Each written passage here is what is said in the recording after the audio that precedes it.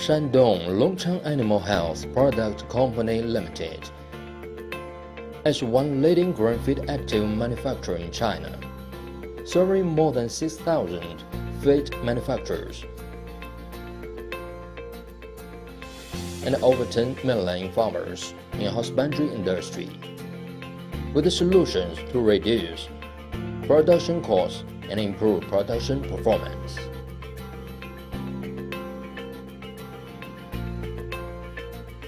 LACHANCE Group has been specialized in R&D of bioacids and other grain feed additives for more than 10 years. LACHANCE Group has one professional management team with 8 doctors, 20 master degree holders, 8 executive masters of business administration, and 20 experts with a rich experience in feed formulation and husbandry technique. LACHANCE R&D Center is equipped with the most advanced testing instruments, which are used to guarantee the product quality and provide customers with lipid and mycotoxin testing services.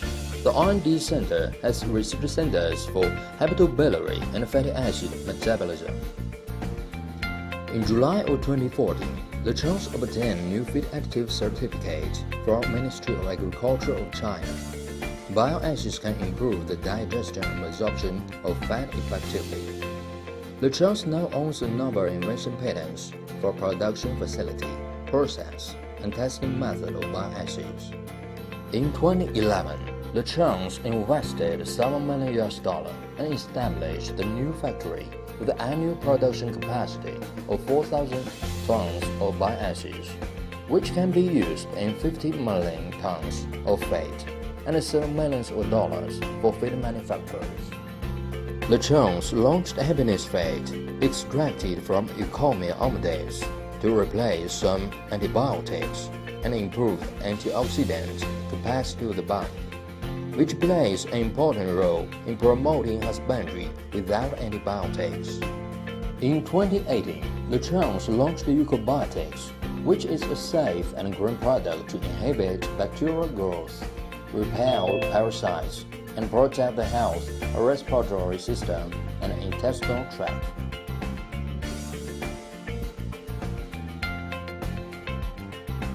LACHANCE has the mission to develop the natural extractive feed additives, save production costs, and improve production performance of husbandry industry. LACHANCE products have been exported to USA, Egypt, Russia, Malaysia, Thailand, Vietnam, and other countries and areas, and well received by customers from international markets. LACHANCE Group will increase the investment in scientific research and development of grain-safe and environment-friendly feed additives, and work together with customers both in China and abroad to promote the safe and healthy development of the husbandry and aquaculture industry.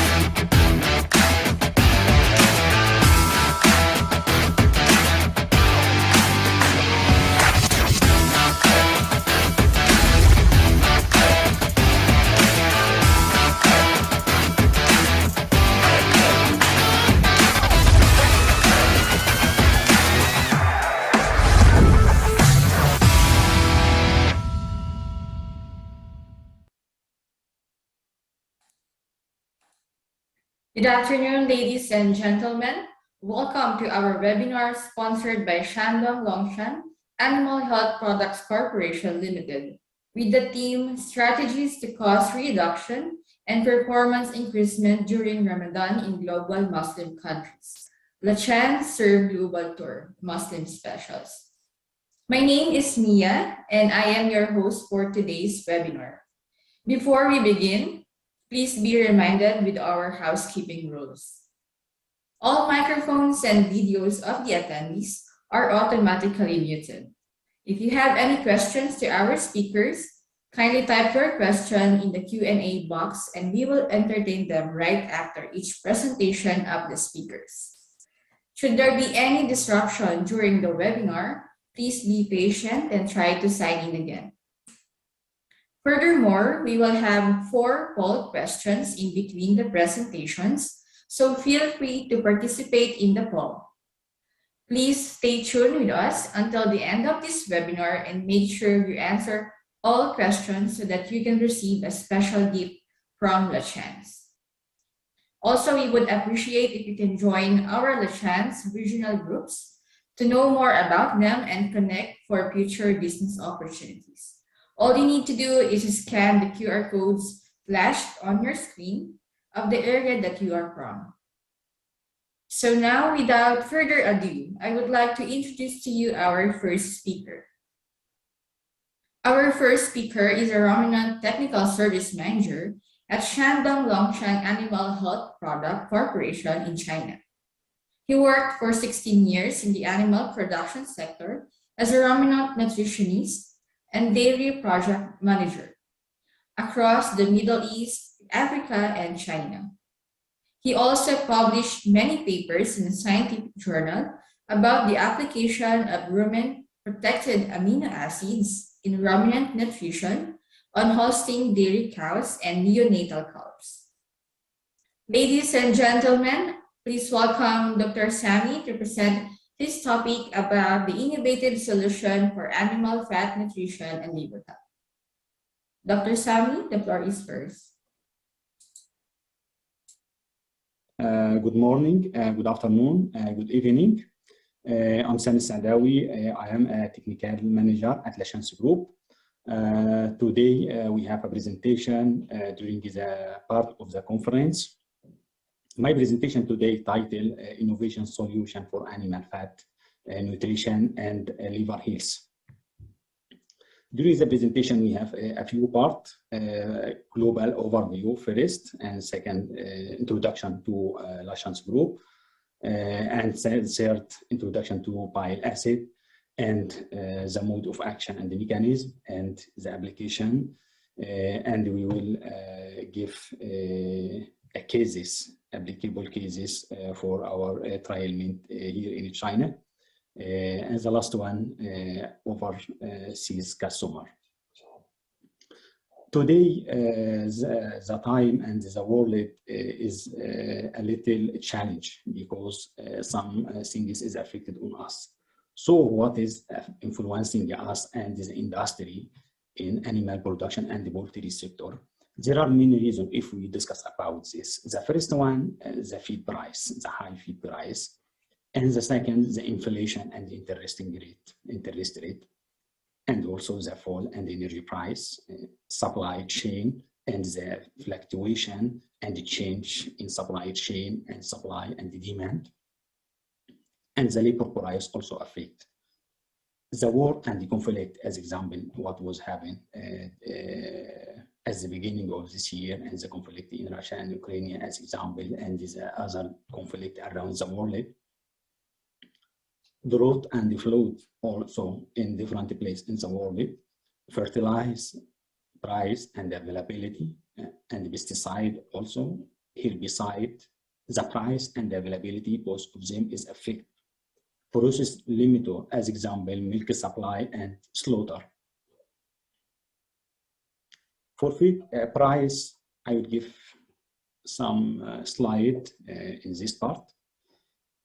For this, for the global overview, if we take a look in the left side for the wheat and the corn export during the 2021 and 2022, the current year. Here in this figure, we can show the wheat export, the major wheat export in the world. European Union and Russia and Australia and Ukraine is the major producer of wheat in the world. Russia participates 16% and Ukraine about 10%, and the rest of the world contribute 27%. If we look at the corn export during this current year also, the United States shares the large part of the corn, 33%, almost 1/3 of the global production and export in the world. Then Brazil and Argentina, and this is two countries located in Latin America. And Ukraine also shares a large part, 14%. The rest of the world in this case, only 12%. And here in the right one, we can show the global production of cereals contain the main group of cereals like corn and wheat and the barley and sorghum and the oats and rye. Corn is the major one. Total production globally about 1.2 billion metric ton. And the remaining part of wheat and rice also around 1.2 million combined together. That is mean corn share about 50% of the seller.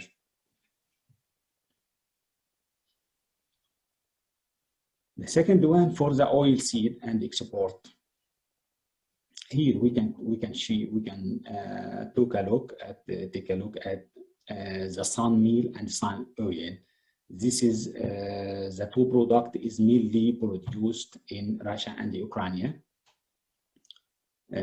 Ukraine in the blue one, more than 50% of the total production and export in the world, and second of Russia. The rest of the world contribute only 20%.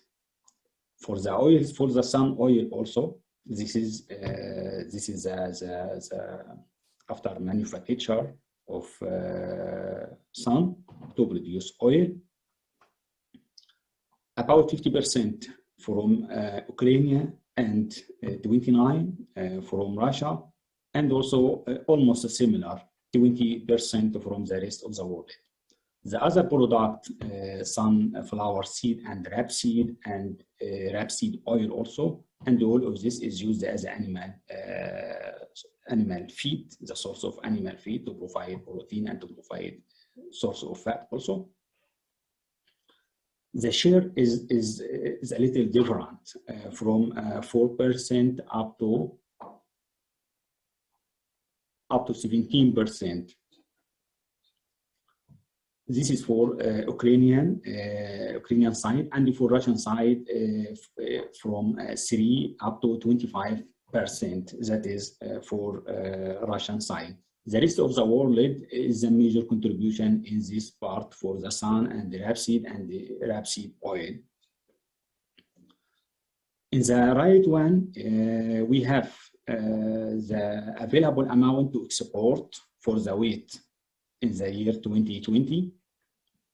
Russia is the major one, contribute 37 million metric ton. It is available to export. And is the second United States with 26 million metric ton, and is in Canada and France and Ukraine. So Ukraine 18 million metric ton is almost the half amount to be exported to the globe if we compare with Russia. And the last one, Germany, with the availability of 9 million metric ton. So for the global food production, how the conflict can affecting us. As example, if we took the current situation, the famous one like in Ukraine, the conflict in Ukraine and Russia. Here is the major countries that dependent in the wheat and sellers and corn from Russia and Ukraine. As example, Egypt and Indonesia, it's export 543 million metric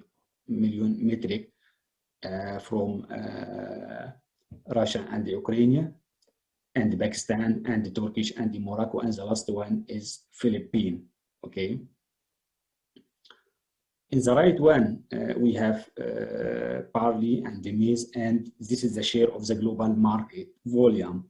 For Russia, the market volume 14.2 and Ukraine 12.6 of the global market share. This is for barley, and this is for the meal, and for sunflower and sunflower oil, and the last one for the wheat. Russia contribute 24% for the wheat in the global market share, and following by Ukraine is contribute about 10% of the global share. Here also we can show which countries is most affected with fluctuation in wheat rate between Russia and Ukraine and the rest of the world. Here we have Yemen and Sudan, and as example, United Arab Emirates. United Arab Emirates is imported 47% from its need from the wheat from Russia, and a few amount from Ukraine, and 50%, about the half of it is need from the rest of the world. And the ratio is different from country to another.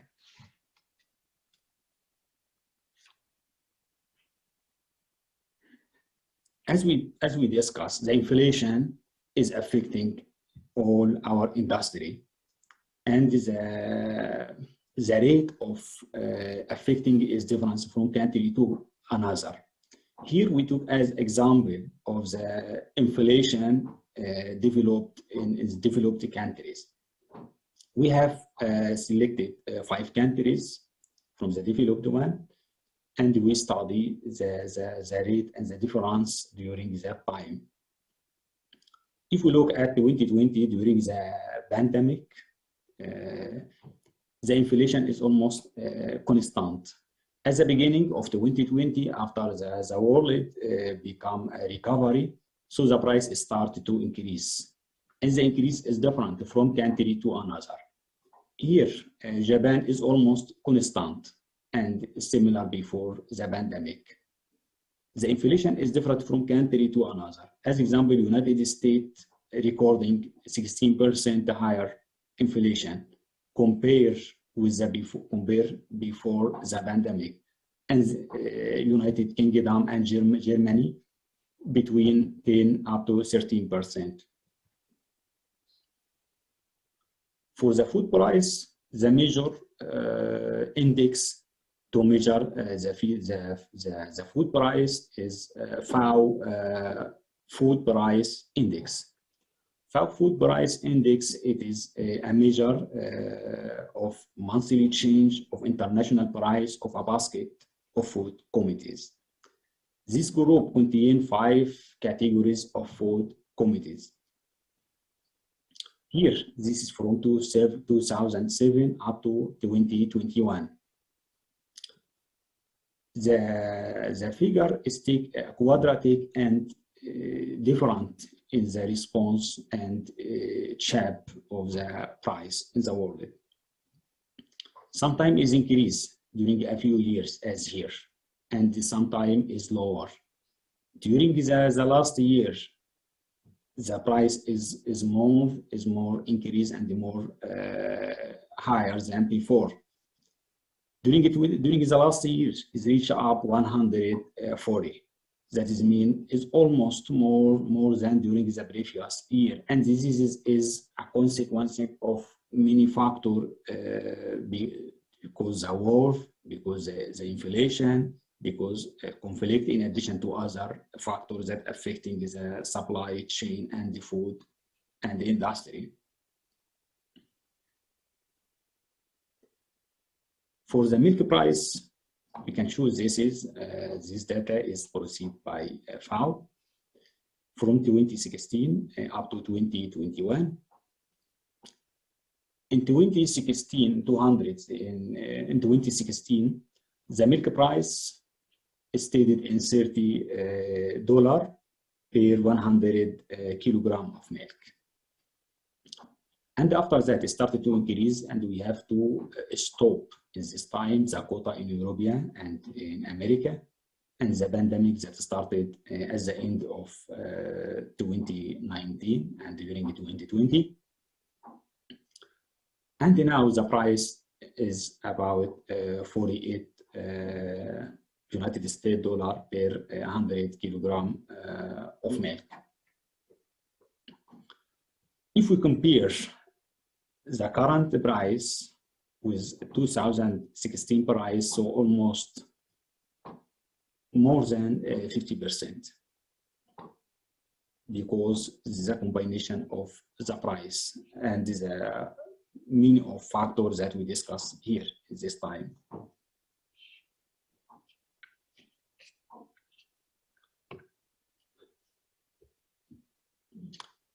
As a consequence for the increased milk price, so this is will affect in the whole food supply and the price of the commodities also in the world.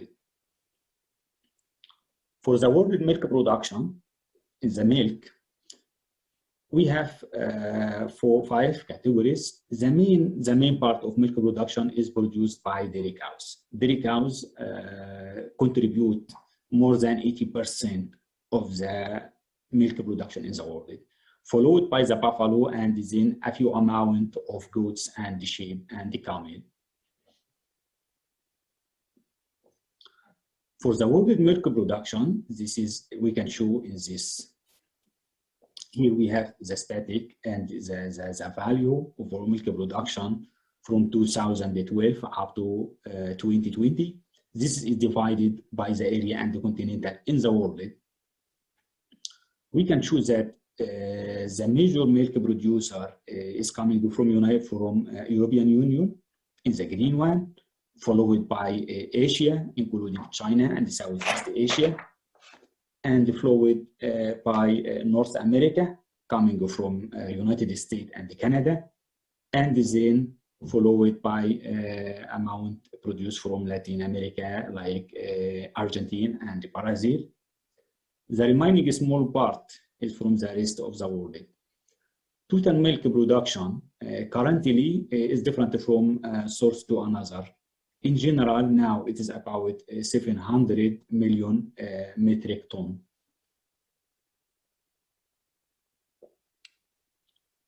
In the left one, we can choose the world production of the compound feed to feed the animal and the industry.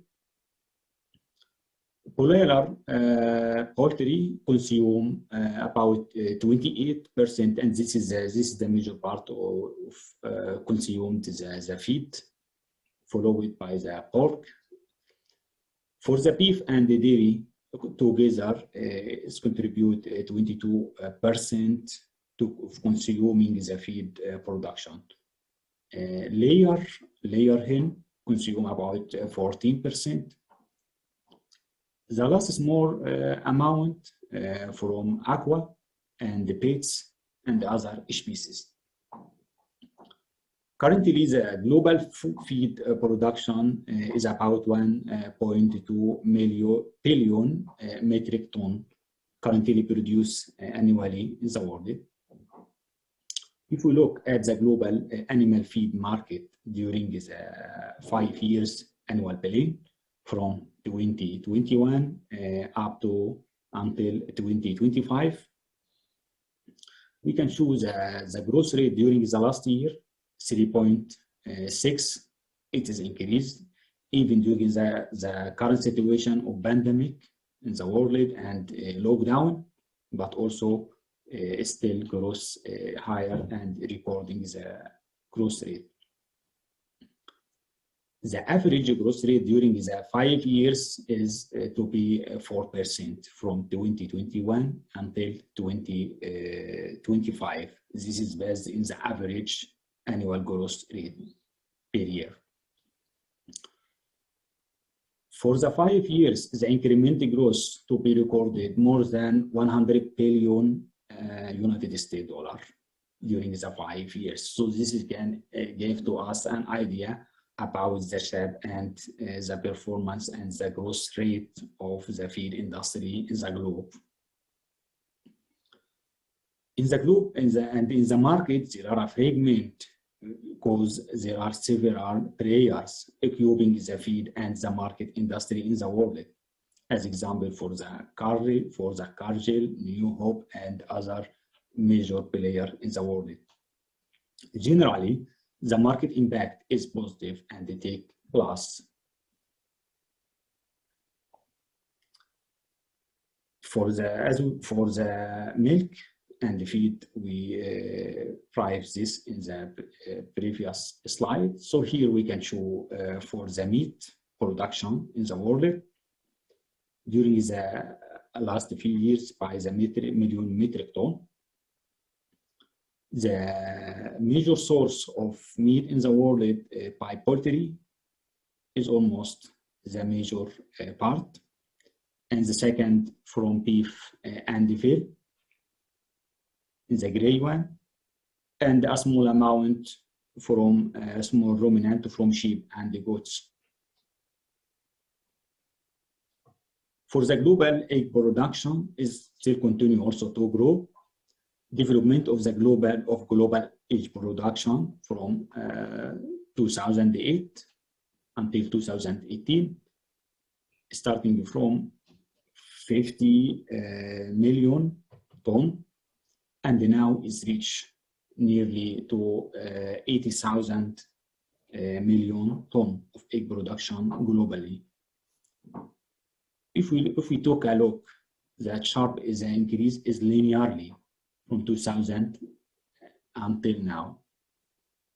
This is driven by the increased consuming of egg and increasing the quality of the food production and increase the total world population also.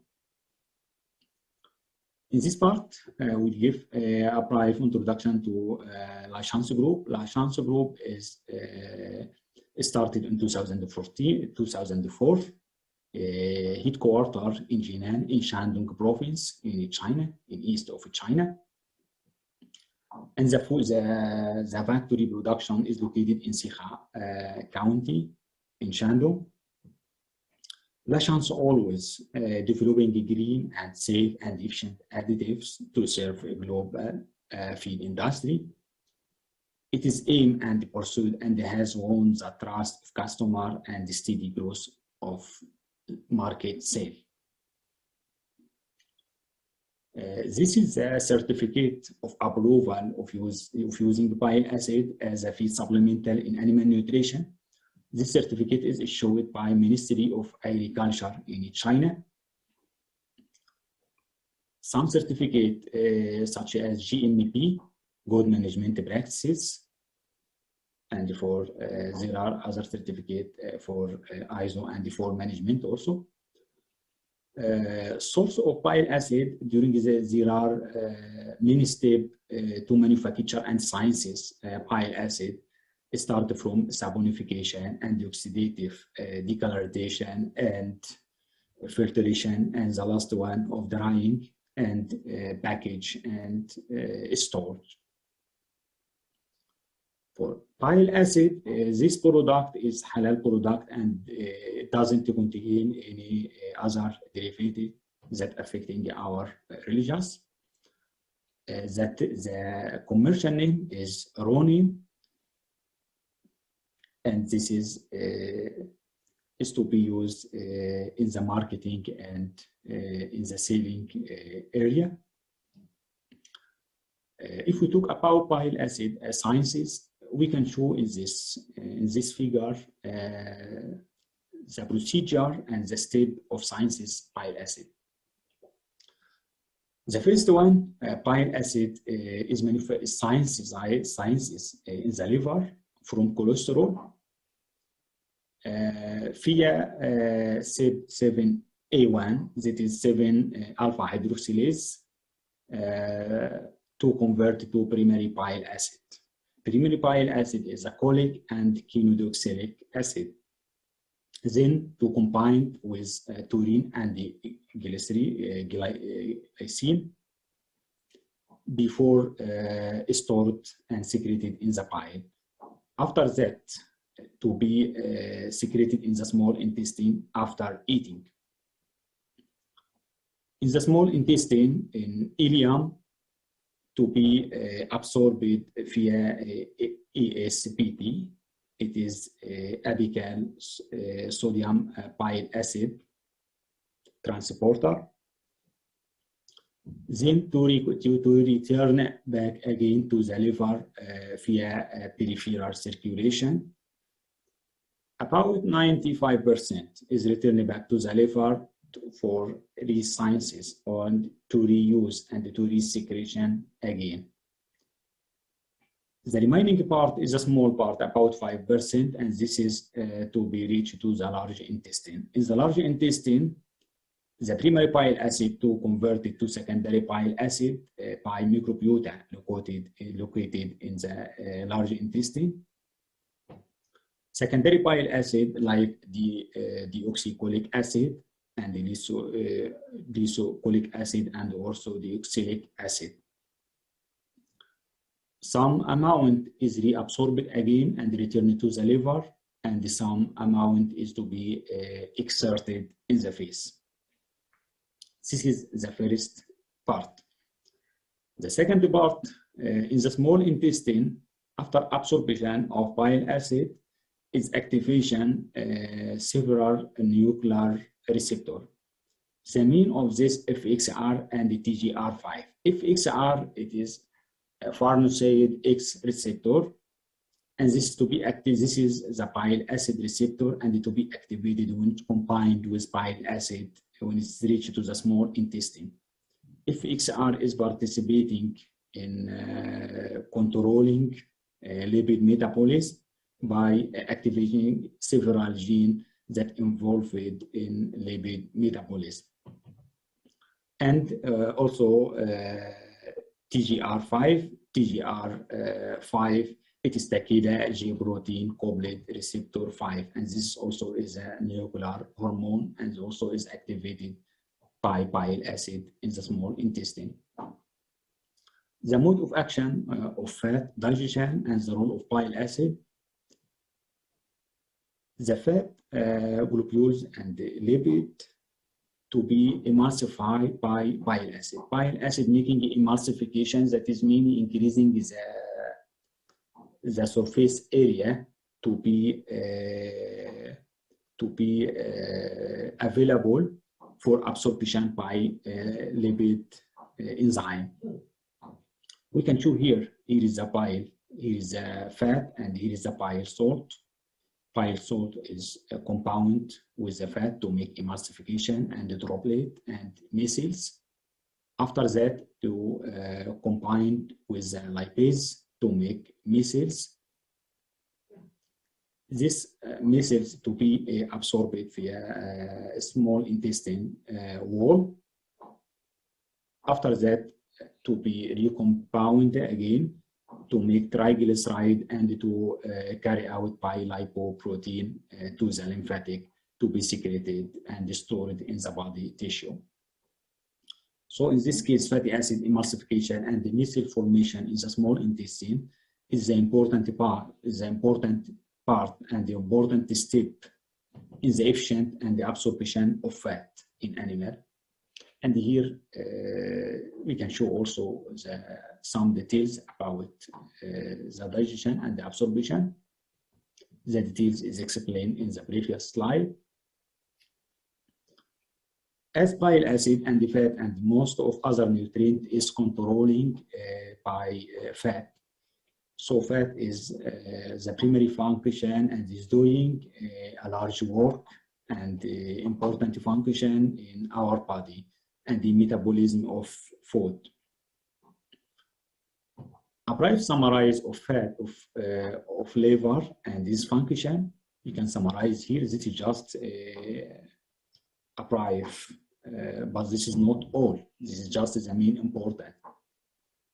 The first one is participating in metabolism of fat and the protein and the carbohydrate, and also secretion and synthesis of bile acid, and assist in detoxification of endotoxin and the mycotoxin, and now also in aflatoxin B1 by using bile acid, and the purification, and also in enzyme activation, such as ELT and AST. ELT, alanine aminotransfer, and AST, aspartate aminotransfer. This is the common enzyme produced by the liver. And also liver storages glycogen and the vitamins and the mineral, and also excretion polyurethane and the cholesterol and the hormone and the drug, and also sciences plasma protein like albumin and clotting factor. So because all these factors and the important activities, the liver is exposed to the number of insult, and one of the body organ most subjected to injury in our body. Bile acid can protect the liver and enhance a small intestine and health of the animal by stimulating, as example, by stimulating the liver to synthesize very low density lipoprotein, so it can reduce fatty liver, and also decomposition of toxin in the animal, so it can improve the liver function, and the liver heals subsequently, and also promote the secretion and regulation of bile acid. And also bile acid as signal molecules, it can activate bile acid receptor, so it can controlling and modulating fat metabolism. The new perspective and application of bile acid. The first point of this is bile acid. This is the first product produced in the world as a commercial side here in China and also in the world. Bile acid play an important role in fat digestion, which lead to an increase in the absorption and the efficiency of lipase and the amount of nutrient to be reached to the small intestine and to the blood, and finally to improve the animal efficiency. The second, bile acid, as we mentioned, is activate FXR. FXR is a bile acid receptor and is activated when it's combined with bile acid when it's reached to the small intestine. After activation, it regulates many gene expression involved in lipid and glucose metabolism, and also liver regeneration and inflammation. The third one, bile acid regulates secretion of intestinal hormone such as GLP-1. This is glucan-like peptide 1. GLP-1 produced in the small intestine in L cells and is participating in glucose metabolism. Finally, bile acid, after doing this work, assists in decreasing the incidence of fatty liver and improve feed conversion in animal. So the last part I would like to show you application of bile acid in some cases here in poultry. This study is published in Journal of Applied Poultry Research in 2018. It is conducted to study the effect of high dose of bile acid in broiler feed, in growth performance, and some blood metabolites. The study contained 324 one-day-old Arbor acres, male Arbor acres, body weight about 44 grams. This is primary weight or initial body weight. In this experiment, the chicken is divided into 3 groups. Each group contains 108 chicken. Each treatment contains 6 groups, and each group contains 18 chicken. Okay, so in total we have 3 treatment, and each treatment has 6 group or 6 replicate. Okay, the study continue for 42 days until slaughter. The diet formulated contain corn and soybean meal, and this is as the main feedstuff in the diet. The bile acid inclusion in this experiment ranged from 0 and 80 and 400 milligram per kilogram of feed. That is equal 80 and 400 gram per metric ton of compound feed. Okay. The parameters that used in this experiment, they measure the growth performance, like average daily gain and average daily feed intake, and the feed conversion ratio, and the mortality and the blood parameter also.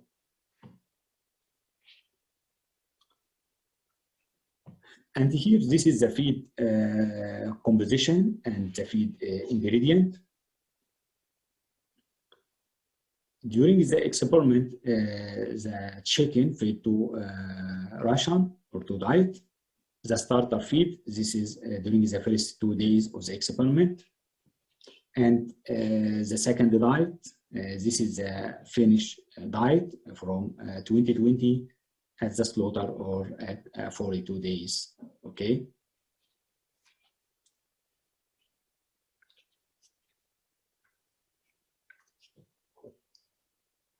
The rate of corn and the soybean meal here in the first 60% and 32%, this is the major feed stuff.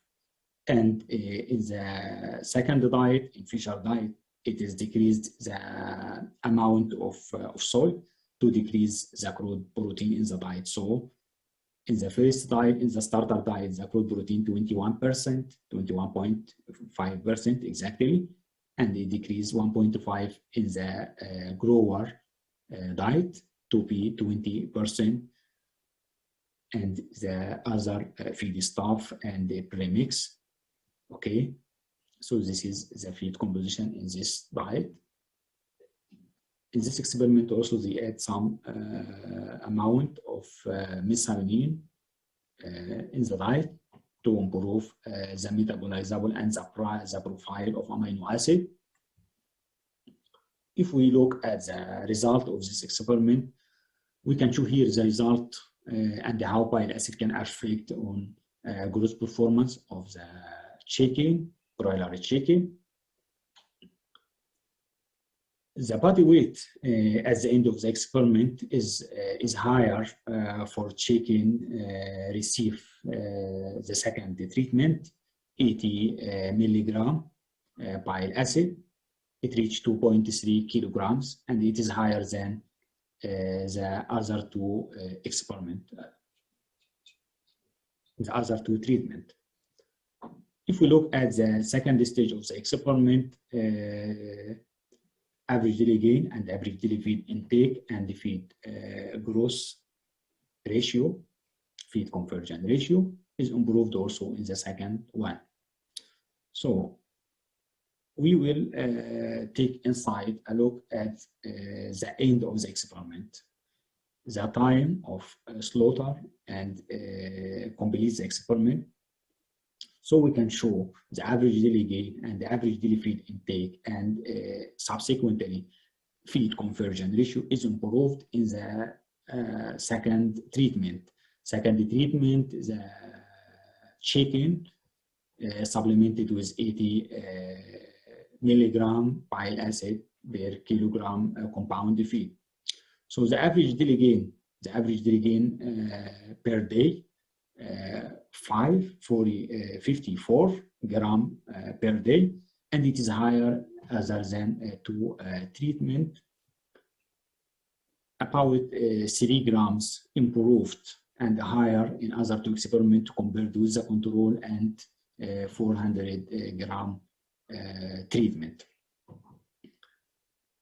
And as the average daily gain improves, that means the average daily feed intake also it's higher, and the chicken consume more amount of feed to support growth rate.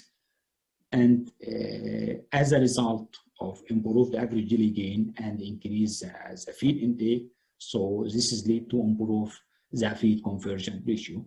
Feed conversion ratio 1.65 in the second treatment, and it is higher than treatment and control treatment. And the difference is statically in this side. Okay, the average daily feed intake also is still higher compared with other two treatment. The effect in hematology in polar, it is most of parameter, it is not significant. Just in last one, platelet, it just give a trend 0.8. The effect of bile acid in blood chemistry in polar, the main part I would like to mention here is that the effect of glucose. Most of the parameter it is not significantly differ for the liver enzyme like ALT and the AST. Okay, and for glucose it is improved for the second treatment for the animal feed bile acid, and also for the control comparing with a higher dose. So that is meaning bile acid, it may be effective in glucose metabolism and finally the animal performance. So if we summarize the conclusion in this experiment, body weight and the average daily gain is improved by 80 milligram per kilogram of feed by supplementing bile acid. And the result indicating that the high dose of bile acid, 400 milligram per kilogram compound feed, is not caused any change in animal performance and will consider to be of toxicological significant. So the nominal bile acid concentration of high dose was suggested to be no observed adverse effect of chicken. And the significant decrease in glucose concentration with the higher dose, that is mean the bile acid is affecting the glucose metabolism, and this lead to decrease the glucose concentration in the blood. For the last part, the cooperation with the overseas, there are many overseas cooperation with our company from American and European and Southeast Asia and Australia. Some of major cooperative like Nutrico and the Cargill and InVivo and Nutrit, and some major partner in Egypt like the Kahliya and the Jordan and the Chile and the other Latin American countries. And also in China, we have Heidi Group and the Tonwi and the New Hope company. So that is all in our part, and if there any question or inquiry, please write in the section and comment part. Thank you all, and thanks for your cooperation. And thank you again for your cooperation and for all participants in this conference. Thank you all. Thank you. Thank you so much, Dr. Sami, for your very insightful presentation about the animal fat nutrition and liver health using innovative solution. So we have actually seen and learned that the global meat production from 2016 to 2021, and it's undeniably that the top source of meat is from the poultry sector. And we also learned some applications of the bile acids in poultry. So I believe these learnings are beneficial to our audience today. So before we proceed to our Q&A segment, why don't we have our poll question? so we can interact with our audience. Just make sure you will answer all our poll questions today so you can get the chance to win a special gift from LACHANCE. So now we will flash on your screen these poll questions and you have 10 seconds to answer. Are you a farm customer or a paid field customer? So you just type in, pick the question and the answer in 10 seconds. All right. Time's up. Okay, so thank you to everyone who answered our first poll question. So we're now moving into our Q&A portion. May I invite Dr. Sammy to join us and open his camera. And if you have any questions to him regarding his presentation, please type it in the box that which you can find on the bottom part of your screen. So we actually have a couple of questions here. All right, so. Okay, hello. Yeah. Hi, Dr. Sammy. Yeah, hello. Okay, so we'll just take a few questions from our audience today, and you can answer this live. So one of our audience, he asked, according to your projections, how long will the crisis of rising feed raw materials last? Yes, this is the first question. Based in the current situation and as we discussed during the presentation, there are many factors that control the feed price. Okay, so not only one factor, there are many factors that control feed price.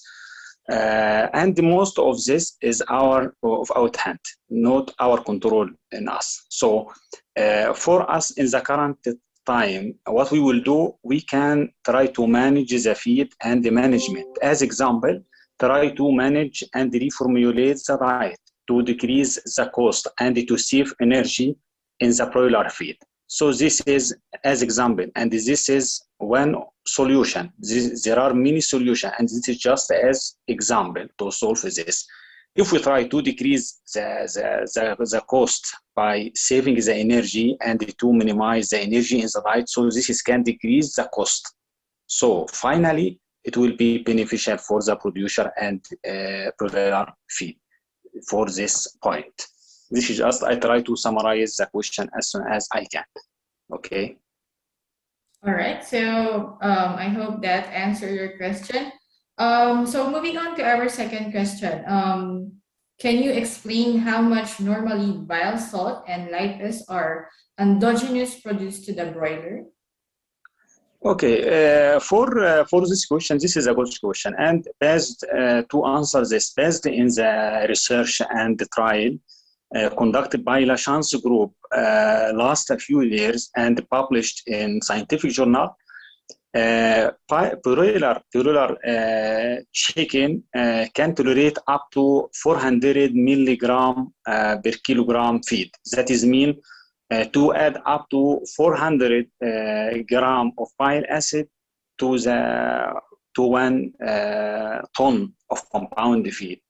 So the broiler feed can able to tolerate this, and this can add without any adverse effect of broiler feed, and it can improve the growth performance and feed efficiency, as we presented also in this PPT and also published in scientific journal before.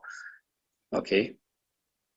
All right, so I think there's a follow-up question from the person who asked that first question. He's asking if can you tell him the quantity of mgg in saliva or others.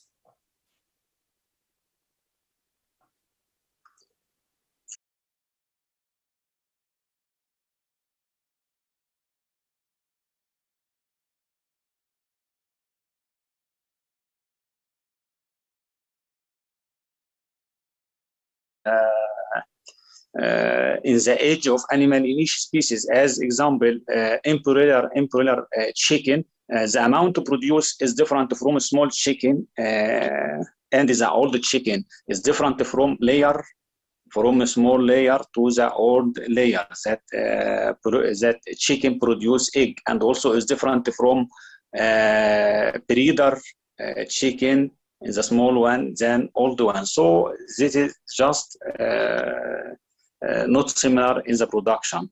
So that is in this point. So it can try to add supplemental to improve the efficiency of secreted bile acid in animal, to improve the profitability and to improve the gross performance, and finally to improve the quality of meat and the quality of egg produced. So we can save and assist consumer and assist customer and assist human to provide high quality food. All right, so I think you have explained it well. All right, so we will move forward to the next question. Can you explain how bile acids interact with glucose? I think you can explain it in a brief Bile-acid answer. Yeah, yes. For this point, bile acid is high density energy product, and it can replace to decrease the feed cost in the diet by replacing the high cost ingredient, to decrease and to save the feed cost. The in-broiler feed, some ingredient it is high cost. As example, soybean meal, it is high cost, and this is the main source to provide protein and also to provide energy of the animal in the broiler diet.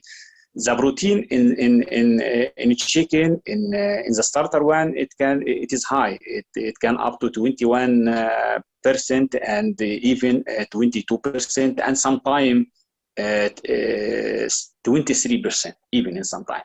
So bile acid can replace some amount of soybean meal and oil, so it can decrease the cost of the diet, and also at the same time keeping the nutritive analysis and the chemical and the nutritive value of the diet almost similar. So in this case, we can provide high quality feed to the animal, and also at the same time minimize and decrease the feed cost. So finally can improve the profitability of producer also. All right. So I think we have a limited time for this, so we're just taking the last question. So the last question is, in case of broiler from day 1 or at day 35, how much difference of bile salts and lipase production? For this point, during also the presentation, the amount of bile acid added to the diet ranged from 0% and up to 400 gram per ton. And the best result is at the end in the second treatment that added 80 gram per metric ton. And this is based in the current study. There are also some studies under performed now here in China and also in other countries with our partner. So this is at the current time and the current situation. Okay. And also for lipase is enzyme and is secreted by pancreatic, and it doesn't add in the diet. It is produced in the body of us and also for the animal. So okay. This is just a brief answer for the last question. Mm-hmm. All right. So I think that's it for our question and answers portion to Dr. Sammy. So once again, Dr. Sammy, thank you so much for your time in joining us today. And if you have any further questions to him, just type it in our Q&A box with your email address, so Dr. Sammy can get your question for email. Yeah, correct. So once again, thank you, Dr. Sammy. Have a good day. Okay, thank you, and thank you all for all attendees and participate, and for the partner. All right. So now we can move forward to our second speaker of today's webinar. He is a professor in ruminant nutrition and feed technology of the Department of Animal Nutrition and Feed Science. He has been working on various researches and community development, trainings, and workshops. He also did some international collaboration and has become a speaker to a number of international forums and seminars about the animal health and nutrition. He has received various recognitions, including the Charter of National Achievement Award in the Innovation of Food and Agriculture from Minister of the Agriculture in Indonesia. I would like to call on Professor Ali Agus to present his topic on how to reduce feed costs through feed technology, including feed additives.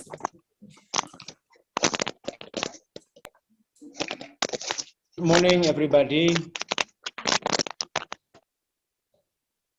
First of all, I would like to express my sincere thanks for the organizing committee. And this is a good opportunity for me, for us. My name is Ali Agus, joining our young staff, Dr. Muhsin Alanas, that we have prepared some slides about the approach in searching antibiotic replacer and improving feed efficiency in Indonesia under Indonesian circumstance.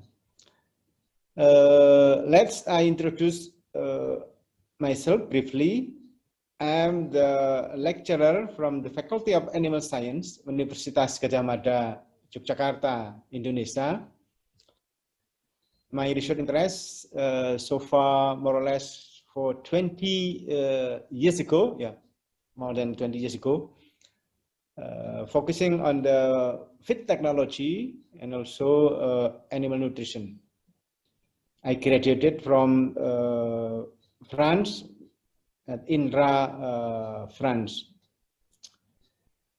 With our team, we have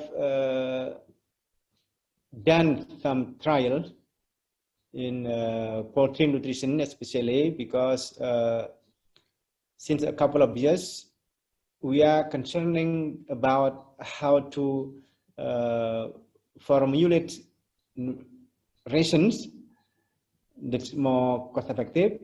And of course, the role of feed supplement and feed additive is more and more important, especially after the restrictions, or even it is not allowed to use antibiotics in the rations. Especially in Indonesia, the government regulations start since 2014. Start have regulations that the antibiotic is not permitted to use in the ration, including for layers and broiler in Indonesia. So first, thank you very much from the organizing committee, LACHANCE, that this is time good cooperations that we can share our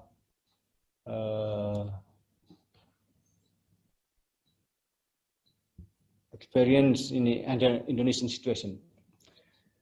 First, I would like to briefly an introduction. I think everybody knows Indonesia is one of the biggest four in the populations. The Indonesian populations 2021 reached more than 279 million people. Every year, increasing the population number, it's around 1%. Of course, with the increasing the populations, governments focus on how to provide food for the people, for the Indonesian citizens. When we look about the consumption, especially in the chicken meat consumptions in Indonesia, when we compare with other countries. In fact, our level of chicken consumptions, chicken meat consumptions is relatively low. Comparing, for example, like Thailand, Indonesian chicken meat consumption is just 7.3 kilogram per capita per year, while other countries like even Thailand, Philippines, Egypt, Japan, China, Vietnam, and so on, up to United States. Malaysia is one of the biggest chicken meat consumption, with the capacity or on the level of consumption is around 47 kilogram per capita per year. So under this circumstance, I think opportunity to develop broiler industry, broiler farming in Indonesia is still largely open.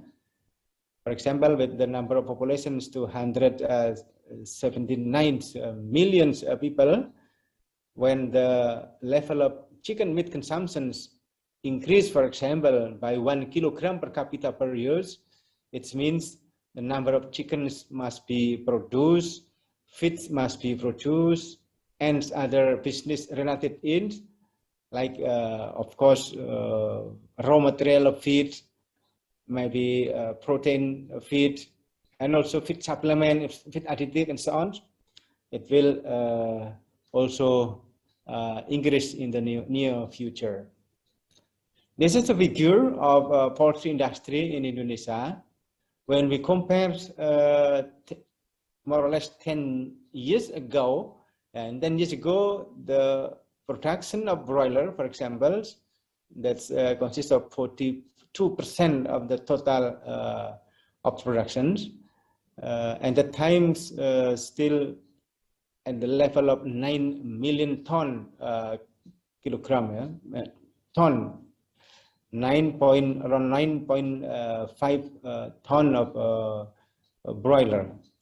But 10 years later, 2020, almost double the level of production of broiler. For example, in this case, the level of broiler production is around 11.3 million ton for the broiler productions. So the increase of broiler production in Indonesia is quite faster.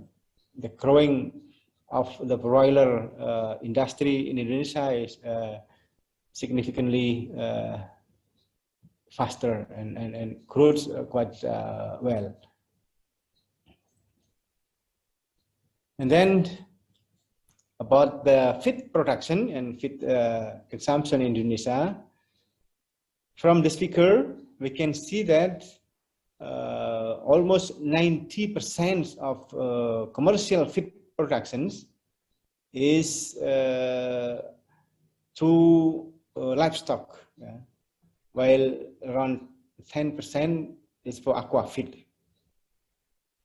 Last year, the level of production of commercial feed is around 22.5 million ton, while for aqua feed, around 2.1, 2.3 million ton.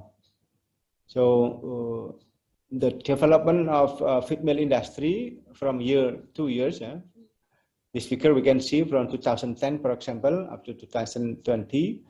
In 10 years, the increase of feed production and also feed consumptions is more than double.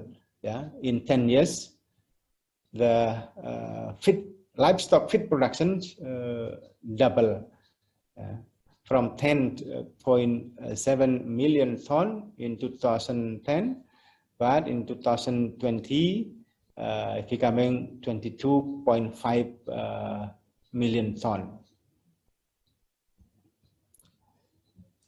And then what about the feedstuff? Of course, when the livestock feed increase in the point of view productions, since we are very familiar that for the poultry feed compositions, 50% as the source of energy is coming from corn or wheat. Indonesia, I think 50% is coming from corn as the source of energy. So the demand on corn for supporting the animal feed, at least we need 9 million ton corn. While other raw material like soybean meal, generally consists of 25%. Yeah? So the demand on soybean meal and other animal protein meal, yes, around 4.5 million ton. This is the Indonesian situation. And we can see that local corn price right past a couple of years is increased because of other causes like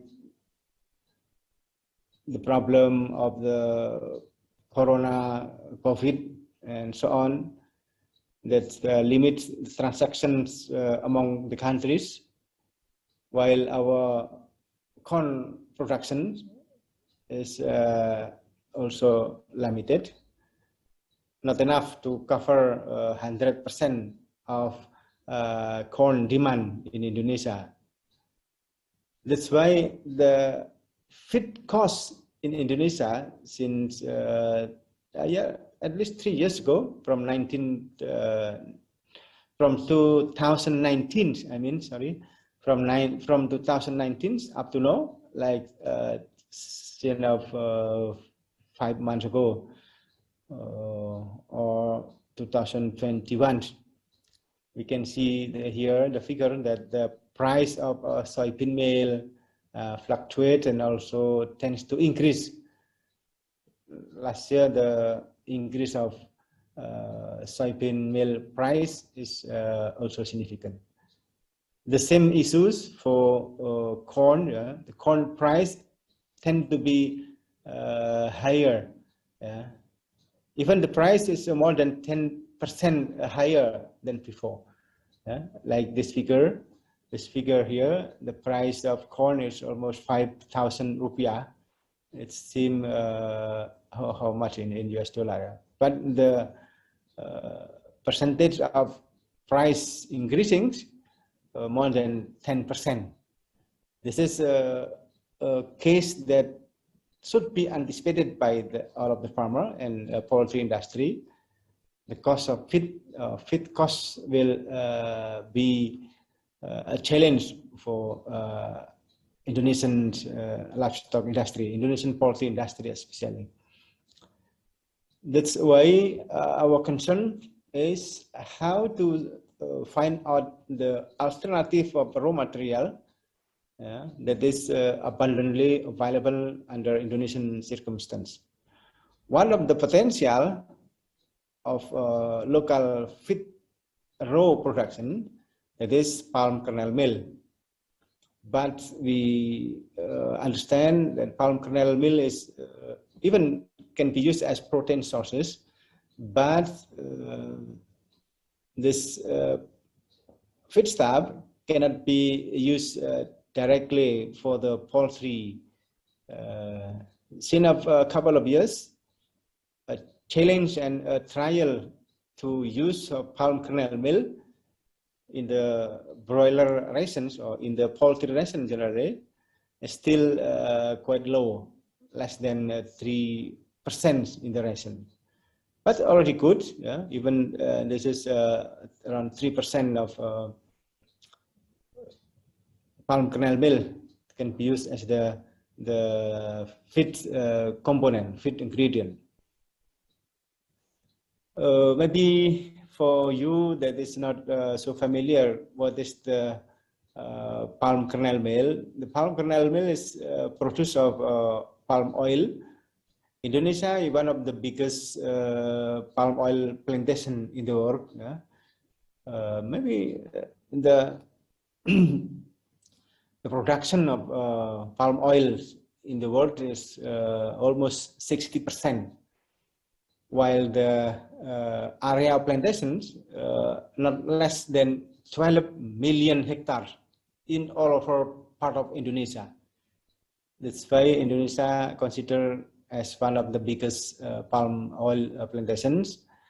In this palm oil plantation, there is byproduct of the oil or crude palm oils extracted, and then there is palm kernel and palm kernel oil from the main product of palm oil. So we have here palm kernel mill. After kernel of the palm oils was pressed to have to take the palm kernel oil, and then we have here a palm kernel mill. Palm kernel mill production in Indonesia from time to time, from year to year. At this time being, we have around 6 million ton of the palm kernel mill. This is a big opportunity, as the feed raw material. So the feed industry and also poultry industry would like interest too much, how to substitute the increasing cost of corn, for example, soybean meal, and so on. So in the rations, formulators of feed mill industry would like to find out the suitable alternative of feedstuff. So in this case, we are interested in palm oil or palm kernel mill as the protein source. This is the figure that chemical nutritional characteristic of palm kernel mill, and also treated by using hydrolyzed palm kernel mill. When we compare both of them, this is palm kernel mill, while the left side of this figure is hydrolyzed palm kernel mill. On trimetal protein, crude protein, the crude protein is not difference between palm kernel mill and hydrolyzed palm kernel mill, around 16%. Crude fiber also around 12 or 12.39%. Fat also still, I think this is a good opportunity when we use palm kernel mill, since the content of palm kernel mill, whether hydrolyzed or not, still around in the normal palm kernel mill, crude fat around 7.5%, while hydrolyzed palm kernel mill increase around 12%. So for the poultry rations, utilization of palm kernel mill would be much of interest, because there's also fat as the source of energy. This is metabolizable energy for poultry. Yes, of course, it's quite low compared to the corn, because 1 kilogram of palm kernel mills contains just around 2,400 or 2,500 metabolizable energy. 2,400 kilocalorie of metabolizable energy for poultry. The content of calcium is phosphorus, relatively low, but there is quite rich in amino acid like lysine, methionine, cysteine, threonine, tryptophan, valine, isoleucine, lysine, and arginine.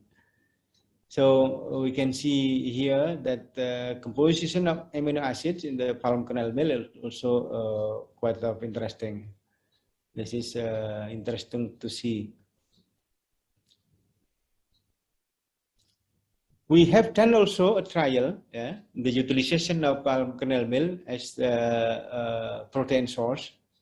This is published already by our team, In this case, Anis et al. 2022 have already presented in United States last year. What about the feed intake, body weight, and feed conversion ratio? This treatment by control palm kernel 1, palm kernel hydrolyzed 1, palm kernel meal 2, palm kernel hydrolyzed 2, and combination. The trial like this, while control a standard diet from starter, grower, and finisher. This is palm kernel meal with low level intake, only 2%.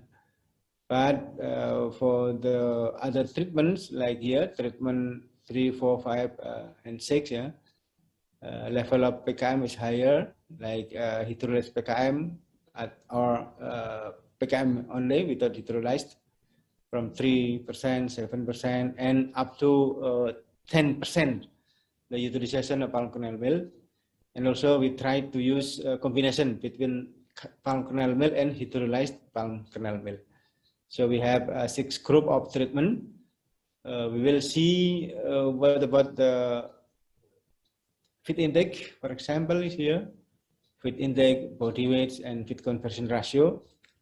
The blue mean is starter period, grower, and finisher.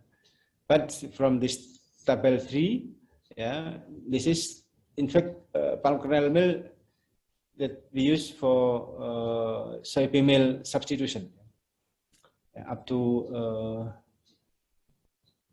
10%. But in this case, we also supplemented with Indo 1.4 beta mannose enzyme. In fact, the digestibility of palm kernel meal is not so high. So when we see here about the slaughter weight of broiler, of course the palm kernel meal at the level low, 1%, 2%, 3%, there is no difference when we compare with the control. But when we compare with the higher utilization of palm kernel meal, whether palm kernel meal or palm kernel hydrolyzed, the slaughterhouse tend to lower compared to the control. This is also the case. Of course, carcass also lower. The percentage carcass not really difference, but also tend to be lower when we use the higher level of palm kernel meal, hydrolyzed or not hydrolyzed. Breast carcass, cooking loss, water holding capacity, tenderness, and so on. And there is still better in the control rations. So from this trial, substitution of palm kernel meal and hydrolyzed palm kernel meal, when we supplemented with Indo 1.4 beta mannose enzyme, have opportunity for broiler diet formulation. But the higher level may reduce broiler performance and efficiency. So we can see here that when we use more than 3%, 7 up to 10% in the finisher ration for the broiler, the performance tend to be lower when compared to the control. Addition of palm kernel meal and hydrolyzed palm kernel meal with high level, for example, in this study, 10% on finisher phase had lowest body weight. Although there's not effect for feed intake and feed conversion ratio. For the parameter of carcass trait, like carcass yield, breast meat, tenderness, pH, this is a significant decreasing when the level of PKM increase, like tenderness, water holding capacity, pH, and so on. So the quality of carcass of broiler seems to be affected by the inclusion of palm kernel meal in the ration. So the trial still need to be done, be developed. Especially we should look forward for the amino acid balance should be considered in the version of palm kernel meal or hydrolyzed palm kernel meal. This is the way how to try in reducing feed cost by substitution of corn or sumber protein source like soybean meal, yeah, by using local feedstock, in this case palm kernel oil. Another approach would be the addition of feed additive, for example, by using essential oil. This is also our trial. This data have been presented in the International Scientific Forum in the United States, I think last year. This is a trial that we would like to compare between antibiotic and essential oil. The objective is how to find out the antibiotic replacer. The question is whether essential oil, yeah, can be used as the one of antibiotic replacer. This is our trial, yeah, by body weight from 1 to 28 days, and then when the broiler slaughter at the older age, for example, at age of 35 days. So here we can see that using antibiotic compared to the essential oil, the result is different, higher, but even better for the age of 28 days, while for older age, like 35 days, it's almost the same. Yeah. So it is quite interesting. Yeah. By using essential oil can be used as the antibiotic replacer. This is the body weight gain every week. We counted every daily gain, feed intake. FCR is not the difference between two treatments. And the FCR is around 1.26 and 1.27.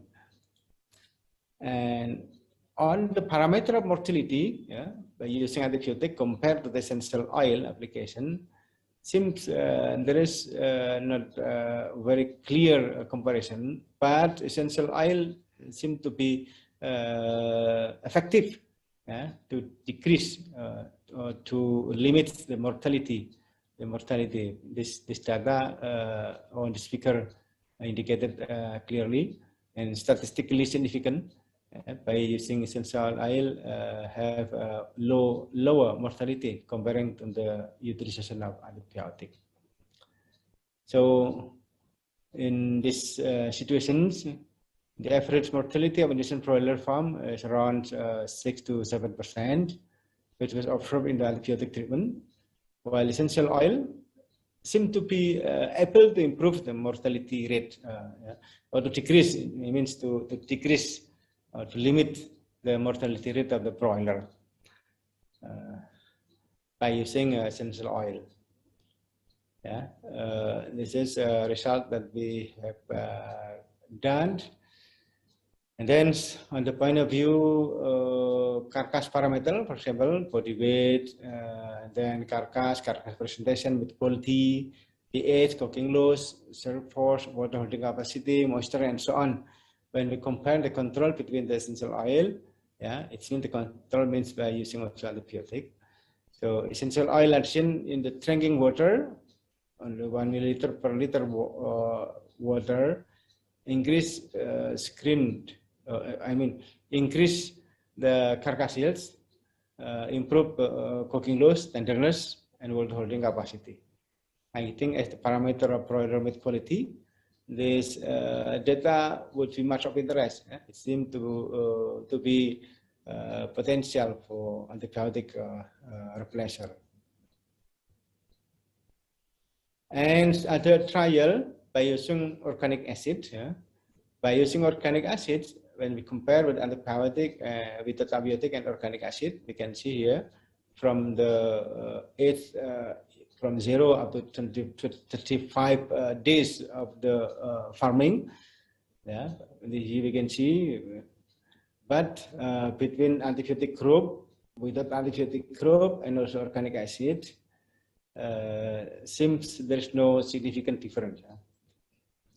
When we cut the non-significant difference, means organic acid is correspond or relatively equal in the point of view performance of the broiler, comparing to the ration that containing already antibiotic. This is, I think, good issues, because up to now we are looking for the alternative of antibiotic replacer. This is still on organic acid. What about the effect on feed conversion ratio? Among the treatment, there is no difference. So we can say that organic acid is promising antibiotic replacer, and also have demonstrated improvements on performance, even better result than treatment with antibiotic in the previous. Even there is not effect statistically really different. So we can say that under the circumstance of increasing steadily the feed row, feed cost due to the high cost of corn as raw material, also soybean meal, and also other protein feed. The use of palm kernel meal, treated or untreated, and then supplementation of feed additive like essential oil or organic acid, quite interesting to be considered for in the future perspective. We have trial also. We have done the trial by using premix mineral. In fact, we call it multi-functional feed additive. Not only essential oil, not only organic acid, but also we use macro and micro minerals. That we call it premix mineral, multifunctional premix minerals. So we can see here one trial in the egg production for the laying hens. And there is no really difference about the parameter of egg production, egg mass, feed intake, HDI, FCR, and so on. But we find that this is several times the analysis on cholesterol level of the egg, the control treatment is higher rather than treatment. I mean the treatment by using a premix mineral. But the protein albumin is also quite interesting. It's increased. So we can say that even the parameter of egg production, egg mass, feed intake, NT average, and feed cost ratio, it's not significant comparing with this two treatment, control phase treatment. No difference, but on the point of view cholesterol level and protein albumin, there is a difference. So utilization of premix mineral at the level 2 kg per ton feed tend to improve the productivity and laying egg. So utilization of premix mineral also 2 kg per ton feed has 34, almost 35% lower of 34.6% lower in cholesterol and 12.9% higher in total proteins compared to the control group. This is also for the parameter of egg quality, like egg mass, length, weight, albumin head, albumin weight, yolk head, yolk white, yolk color, and so on, up to the case of this treatment. Even the data indicated no difference among this group. But utilization of multifunctional feed supplement 2 kg per ton feed to improve the egg quality. Finally, I would like to close the presentations by a take-home message. Firstly, it is important to find alternative source of sustainable raw material for feed production in Indonesia. Since the cost of raw material is increasing, another option would be by using palm kernel meal, whether treated or non-treated. And then secondly, feed additives are needed to increase nutrient utilization in broiler productivity. Yeah. The third one, organic acid, essential oil, or even multifunctional premix. That's not only source of mineral, but in combination, yeah, combination with essential oil or organic acid, seems to be potential as the antibiotic replacer. However, further trials need to be done, yeah, to make sure the effectiveness of this type of feed additive, yeah, organic acid, essential oil. And finally, the quality of poultry products can be developed from the feed additive and supplementation. I think that's all. Thank you very much for your attention. If you have any inquiry or other questions, please feel free. If I could respond, otherwise I should find out the way how to respond the excellent questions. It's maybe not so easy to respond. Thank you very much. Thank you so much for your time to share with us your knowledge on how to effectively reduce feed costs using the technologies available in Indonesia. But one of the main takeaways that we learned today is that there's a need to find alternative sources of sustainable raw materials for feed production in Indonesia. So now let's just take a little break. So we will have our second poll question. Remember that if you complete all our poll questions today, you can get a special gift from LACHANCE. So I encourage everyone to stay with us until the end of the webinar and participate in our poll. So for our second poll question, we will flash it on the screen. Will you please share the size of your farm or feed mill? You have 10 seconds to answer.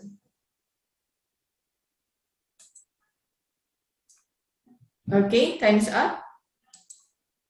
So we're done with our second poll question, and I think it's about time to entertain some questions from your audience. So Professor Ali, please be ready, and I'll take, I think we can just entertain 3 questions. So one of the questions is, what is the effect of 3% palm kernel meal inclusion on color and taste of meat? Yes, thank you. I'm sorry, do not able answering this question because we didn't conducted any trial or research on this skin color and so on. So we do not know yet whether there's more bright color or not. Yeah, I think it is much of interest because the color of skin and meat, yeah, would be preferred by the consumer, but we don't have any data for this moment. Okay, so that's all right. So I think we can move on to the next question. Earlier you presented a study that you conducted. One of the audience asked, what kind of essential oils are used in the conducted study? We use a combinations, yeah? Not only is not a single essential oil. There's a combination of several essential oil, 4 or 5 combinations. There is not a single. Why this combination? Because we are thinking about the complementary effect of this essential oils. Yeah? This is a combination. I would suggest that a combination is better. Not a single, yeah. Okay. So another question is, what is the mode of action that you think is related to decreasing mortality rate by using essential oils compared to antibiotics growth promoters? It is a good question. Up to now, we don't have really a good understanding the mode of action of the essential oil at the level of cell, for example, and how this essential oil can limit or decrease the mortality. But one of the hypotheses, one of the justifications, it seems essential oils combination of several essential oil improve the health status, immunity, and so on by decreasing the harmful of the bacteria. This is some of scientific paper published in 5-6 years later. The one of mode of actions by essential oil is can limit the bacterial infestation and so on. So, but in our data, there is not really great difference, but tends to be lower, yeah, comparing to the control ones. Okay, thank you so much, Professor Ali. And I regret that we couldn't entertain more of your questions. But once again, if you have any questions, just type it in the Q&A box, and Professor Ali will address it later. So once again, thank you, Professor Ali, for staying with us and for There is explaining the topic. Still, it seems there is another question about the premix. What's the premix compositions? Yeah, may I respond briefly about Sure. multifunctional feed? Yeah, multifunctional feed additive.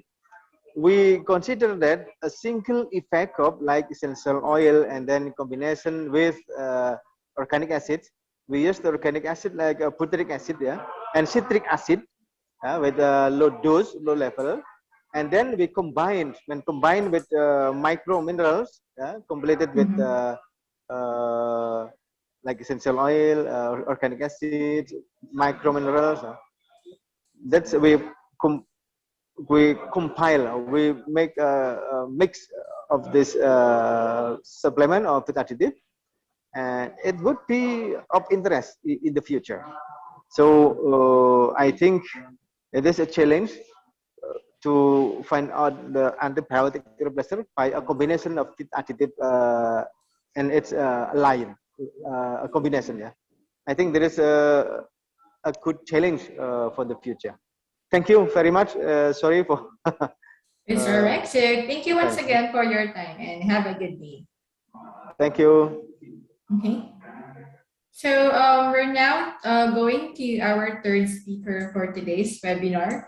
Our third speaker is the Deputy Chairman at the Tetra Force Nutrition Incorporated and the General Manager of NutriSafe Trade and Consultancy Limited. Let's all welcome Mr. Saifi to discuss the innovative and profitable growth enhancers for poultry in Turkey. Mr. Saifi, it's our pleasure to have you here today.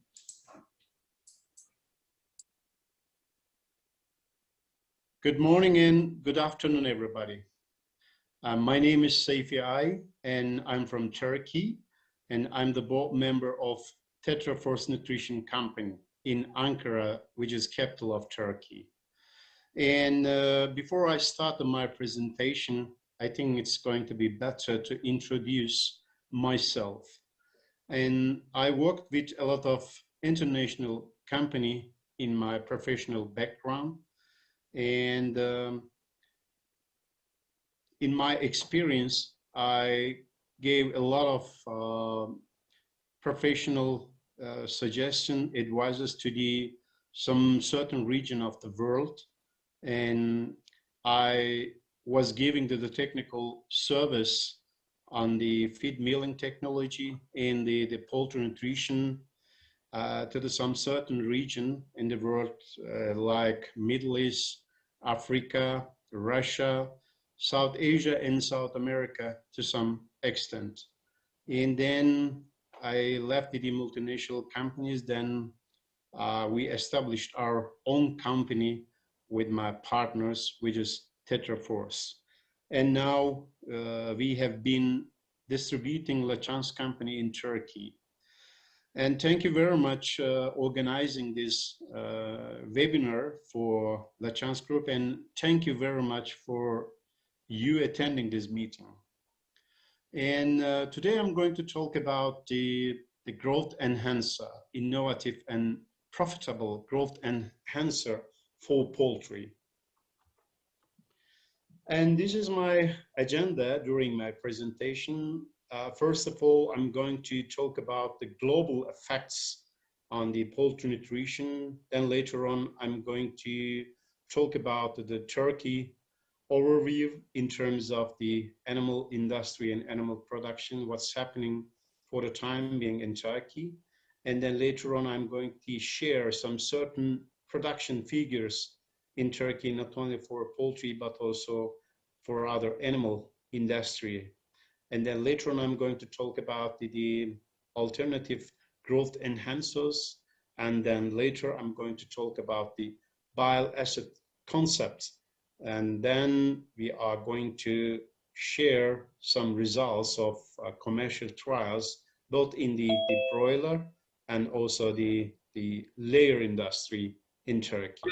And as you know, in Turkey, and also not only in Turkey, but also in the global wide, inflation and exchange rates are changing a lot. Especially in Turkey, the exchange rates has been changed more than 100% compared to the 1 year ago in Turkey.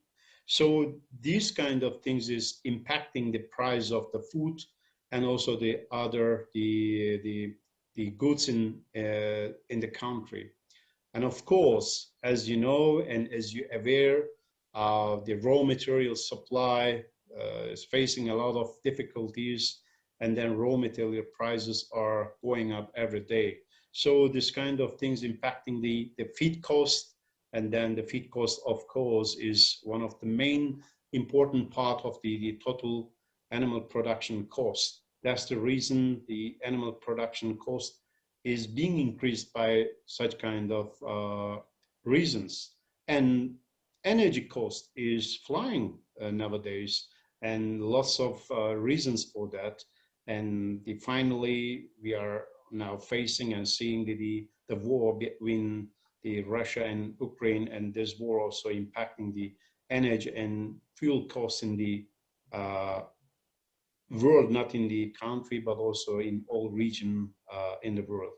And that's the reason there is a high volatility, not only the food prices, but also in the raw material prices, which is increasing the feed cost, and also finally it is impacting the food cost, which is consumed by the human.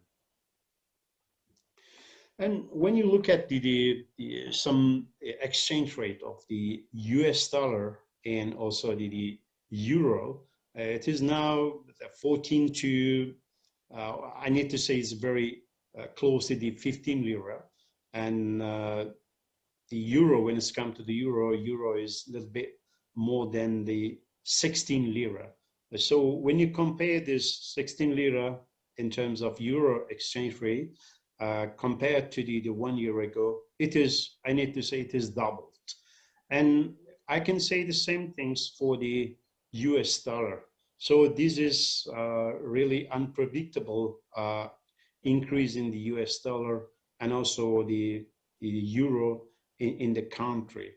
Yes, there are some changes in the exchange rate of euro and the US dollar in some other countries, but not that much, I need to say. So Turkey is very affected by this exchange rate in 1 year. And you see here the Turkey and inflation rate. Inflation rate is really very high at the moment. For example, this is showing us the February, the latest, it is 54 something, but now according to the official figure, the inflation rate at the moment 61%. So if you compare the last year, for example, the last year in March, it's only the 16 point, and now in April, 61 point. So it's really very high inflation rate. And the inflation rates, of course, impacting the interest rate in the banking system. That's the reason it is really very difficult to find suitable interest rate with credit. So the situation is really very difficult to make some business in Turkey, but even though the animal production is still making the business in Turkey, and they are making some money to some extent. But I'm going to talk about the detail for each segment later. And this is the commodity price, which I got from the World Bank statistic. And you see every commodity price are increasing compared to the 2 years or 3 years ago. So globally, yes, we are facing a big problem in terms of the prices for commodity, because the cost of the production is being increased. That's the reason commodity prices are flying nowadays. So which is impacting all the people in the world. And let us give some figures about the Turkish feed industry, and then later on the animal production. And when you look at the feed production in Turkey, according to the Feed Planet, and this is also confirmed by the officials in Turkey, and now Turkey is producing more than 27 million tons of animal feed. So this is really a very big amount in terms of feed production. In the Europe-wide, if you compare this figure against the other European countries, I think Turkey should be number 1 or number 2. But as far as I know, the number 1 in terms of the feed production. And the second one, I think, should be the France in our region. When you look at this feed production according to the animal species, you see here the fish feed, the cattle feed, dairy feed, turkey, layer, breeder, and the broiler feed. And when you look at the cattle feed, including the dairy feed, and it's more than 12 and very close to the 13 or 14 million tons of feed. And so the second one is poultry feed. Poultry feed is very close to the 10 million tons. But I need to say the last couple of months, this figure is reduced a little bit. I need to say 2% or 1% is reduced on a monthly basis, because of there is a narrow in terms of consuming of the animal proteins. When I talk to some related people, they are complaining about there are some narrowing in the chicken meat in the supermarkets. This is about the 5%, because of the food prices, I need to say, because when you look at the personal income in Turkey, it's not too much, and that's the reason the people are putting some limitation to buy some foods. That's the reason there is some very limited narrow on the food purchasing by the consumers, I need to say, in Turkey. So, but there is still the great deal of the feed production in Turkey. And when you talk to the Feed Manufacturer Association president, he's my friend, by the way, and he's expecting to increase the feed production at the end of this year. This is his expectation. And of course, there should be some reason to increase the feed production. If you increase the animal food production, of course you can, or if you increase your exploitation of the animal foods to the surrounding countries or other countries, then you can increase the feed production. So according to the figures in terms of the tourism, and we are going to have some certain tourists compared to the last year, it's going to be a little bit more. And so the consumption of the chicken, the eggs, and also the meat is going to be increased. That's the reason I think we can increase the feed production in 2022. This is our expectation. And when you look at the chicken meat production, this is the monthly basis, and this graph is comparing to 3 years, 2020, 2021, and 2022. And you see here, it's covered only the 1 month in the 2022. And when you look at the figure, and if we go like this, then I think we can increase our chicken meat production at the end of this year. I think it's going to be a little bit more than 2 million tons at the end of the year. So if we can achieve this, it's the good progress compared to the last year, 2021, I can say. Okay, let us come to the commercial egg production. And commercial egg production, as you see on the graph, is very fluctuable in Turkey. And this sector is impacted very frequently by the exploitation, by the inland consumption, and also the all other economic indicators are affecting this sector in Turkey.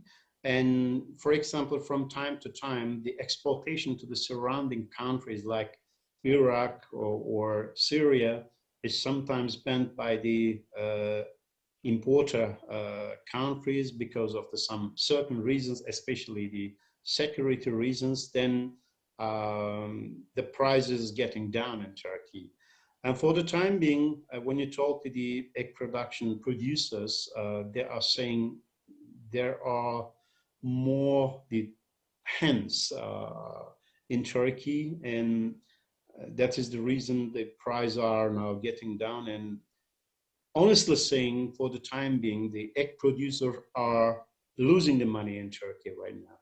So I think maybe the consolidation is going to be done in the near future. It means that the smaller size of the egg production is going to be consolidated with the bigger one, I can say.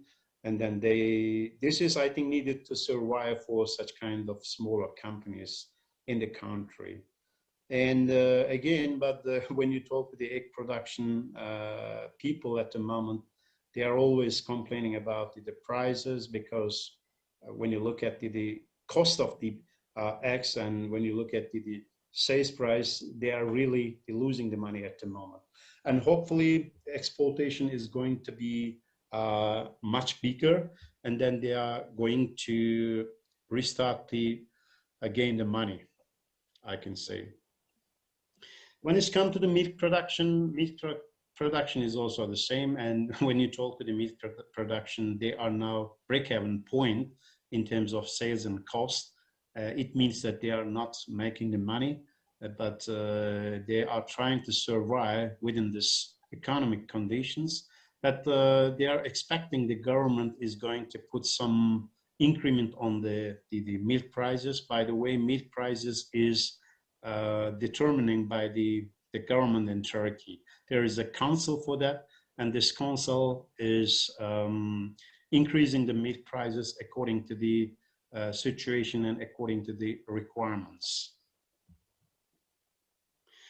In red meat production, they are also making money, but the money they are making is very limited, I need to say. Today now, there are some support from the government. The government is giving some subsidy for the fattening cattle. But even though when you talk to the producers, red meat producers, they are not happy with the support that comes from the government. They are always saying this should be higher than now, they are saying. But I can say they are making money to some extent for the time being. But the problem is the number of the beef cattle is declined in Turkey. Because when you talk to the producers, we are not making money we want to have. That's the reason we are slaughtering the beef cattle at the moment in Turkey. But again, I need to say, maybe there is some problem with the economic size of the production. This is also important in Turkey. Okay, let us come to our main focus today. And you know that in Turkey, the antibiotic growth promoters have been banned in 2006. It has been more than 14 years, I need to say. And after the ban of the antibiotic growth promoters, there are a lot of alternatives came to the Turkey. When we say the alternatives, they are not exactly alternatives, because when you think about it, the mode of action of antibiotic growth promoter compared to the alternatives like probiotics, prebiotics, or acidifiers, different than what antibiotic does in the metabolism.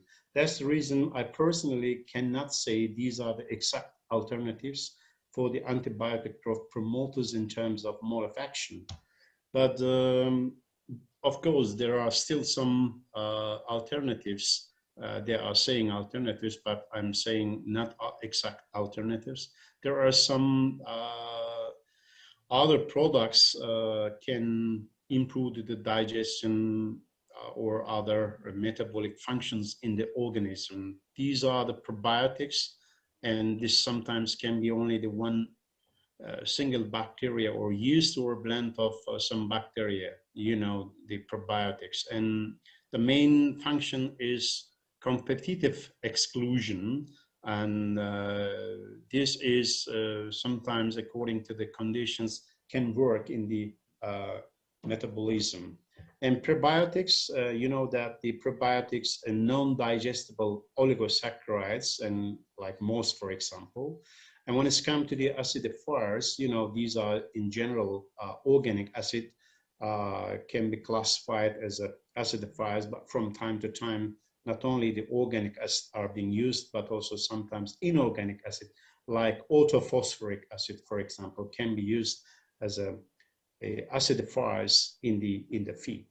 And another alternative, the products may come from the plant, and which is called plant extracts or phytobiotics, and like the capsaicin, the carvacrol, and thymol can be classified within this group. There are some main effects of this plant extract in the metabolism, digestion effect, antioxidant effect, and also the digestion effect, and also the antibacterial effects.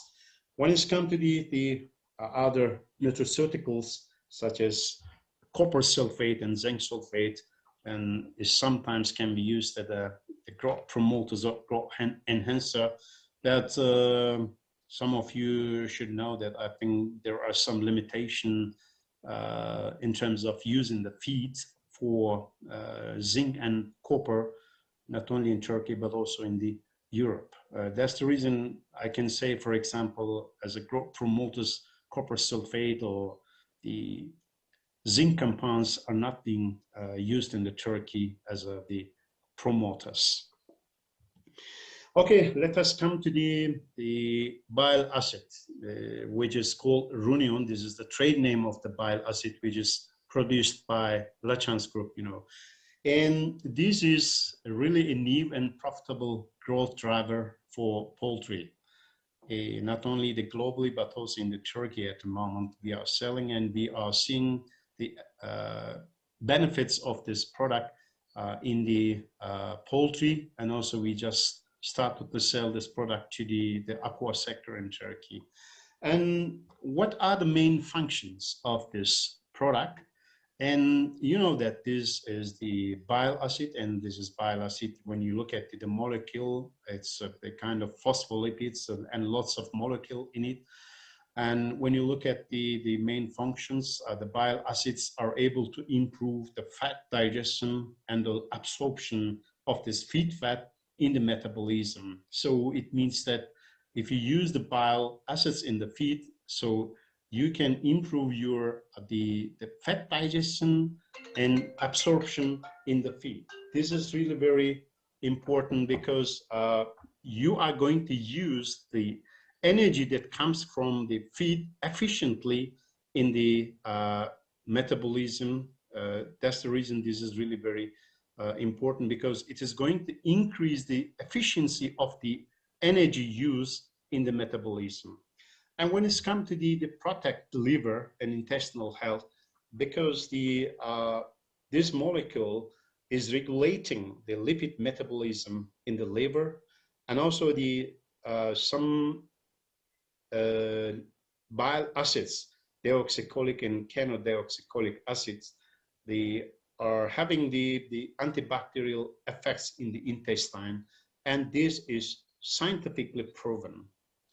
And when it's come to the mycotoxin detoxification support, and this is also have been proven scientifically, because the apolar group of bile acids are able to bind to the mycotoxins, and also the medicine residues, antibiotic and other medicine residuals, and then they are forming the different molecule, which is a very limited toxic or the totally atoxic molecule. Then it's going to be thrown out by the feces later. So there are the four main functions of the bile acid when they are used in the animal feeding. They improve the fat digestion and absorption, increase the energy efficiency, protect the liver and intestinal health, the mycotoxin support, and also it is helping the detoxification of the mycotoxins, and also it is helping the takeout of the antibiotic and other medicinal residues from the body out by the feces. And we did some trial in the commercial broiler houses in one of the important broiler integrations in Turkey. And this is one of the trials result here. And this is, you see here, trial design in commercial houses. There are two houses in the same farm. One is separated for the trial and the other one is control group. And each houses has the same capacity, which is 60,000. And when you look at the breeds, this is the major breeds in Turkey, Ross 308, and this is S-hatched blocks. And when it's come to the formulations, and also, by the way, all the chicks comes from the same age of all the breeds. This is also important, and the breeds are 45 weeks of age. This is also important because sometimes it has been asked that, Saifi, what is the age of the breeds for the chicks that's come from? And the breed stage is 45 weeks of age. And feed formulations for this trial and control were identical, all the same, but for each phases, and the corn and soybean meal-based formulation. And the formulation were designed on the Aviagen recommendations. You know that there is a nutrition specification which is suggested by Aviagen, and this company applied these Aviagen recommendations and made the formulation based on that. And 250 gram Runeon were added into the feeds for trial group only, while the control group had the Runeon in the feeds. And flocks were slaughtered at the 41 days, and the FCR, the final body weight, mortality, and daily weight gain have been measured as the performance parameters. And here are the results. You see here the parameters which I counted, and this is the initial chick weight, and this is the average daily weight gain, and final body weight, FCR, total mortality, age to slaughter, and European production efficiency factor, you see. Actually, I need to say, to summary, when you look at the European production efficiency, and you can see how bile acid affected positively on the performance. And you see there is a big difference between European production efficiency in favor of the Runeon trial. The Runeon trial is 364, while the control is 339. So this is the big difference, which is coming from the average daily gain, final body weight, and mainly the FCR.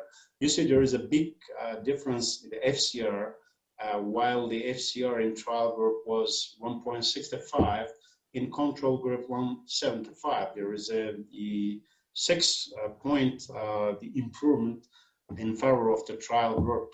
And can you imagine that 6 points is really very important in terms of the money, because FCR does mean the money, you know. And when you look at the final body weight, still there is a significant difference, even though there is a improvement FCR, but with the reduced FCR, you can have the more body weight. This is really very good for a broiler integration and for the company. This is really money. And now this company just started to use this bile acid for all flocks commercially, and they are using 10 tons per month at the moment. And the other data come from the ongoing trials, and we are doing these trials in one of the commercial farm in Turkey, commercial layers companies. And this trial is going to end at the end of the mid of May, because the duration of the trial is going to take 60 days. And that's the reason it is going to will end at the end of the next month, I need to say. And what is the trial design? Actually, there is no exact trial design, but there are two farms, 2 houses, sorry, on the farms. Each capacity is 50,000. And when you look at the breed is Lohman W80.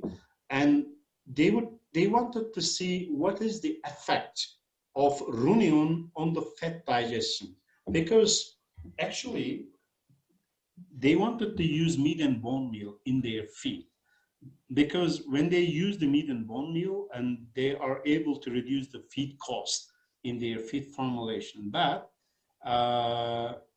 they were reluctant to use meat and bone meal because of the high fat, and this high fat is not going to be digested well by the hens. That's the reason when we introduced the Runion to them, and they told me that, okay, Seifi, we are going to make a trial, and in this trial, we have 2 houses, each capacity is 50,000. We are not going to change any things in the feed formulation, but on the trial group, we are going to add 200-gram Runion. This is the only change in these 2 groups. In the trial group, they used the 200-gram Runion, but also the main change is the meat and bone meal. And they added the meat and bone meal 3 kilogram per ton of feed in the trial group. Can you imagine that 30 kilogram meat and bone meal is bringing a lot of fat into the feed, and this fat should be absorbed and also digested by the animal. So they do want to see about what is the effect of Runion on this fatty formulation. And there is no exact data so far, because as I said to you, this is going to be end of mid of the May, the next month. That's the reason every week I've been talking with the nutritionist of this company, and he shared me some data verbally. And according to this data, there is no significant difference in 2 groups in terms of production parameters. When I say the production parameters, the egg production, the cracked egg, and the egg weight and other parameters, there is no significant difference. And we're just showing that this Runion is working well in the formulation, having the 30 kilogram of meat and bone meal. When you look at the crude oil level in this 2 formulation, crude oil is almost double than the control group. It means that this is really very good in terms of showing how Runion is working well in the in such kind of formulation having very high crude oil. So according to this raw data, I can say Runion is really cost-saving material, because when they use the 30 kilogram of meat and bone meal, they are reducing the cost of feed to some extent, and which is important for them. And in these conditions, Runion is really cost-saving additives, I can say, in the feed formulations, and also the performance improved in the animals, I can say. So sorry for this raw data, because as I explained, I couldn't get any written data from the company, but they are going to share all the data at the end of the mid of May, when the trial is done. So I'm going to have a chance to share with the LACHANCE group, and then they are going to share with you, I think, all the data which is showing the exact result of the Runion trials in the commercial layers. Thank you very much for your attention. In the question and answer session, I'm going to answer your question if you have, with my pleasure. Thank you very much all. Thank you.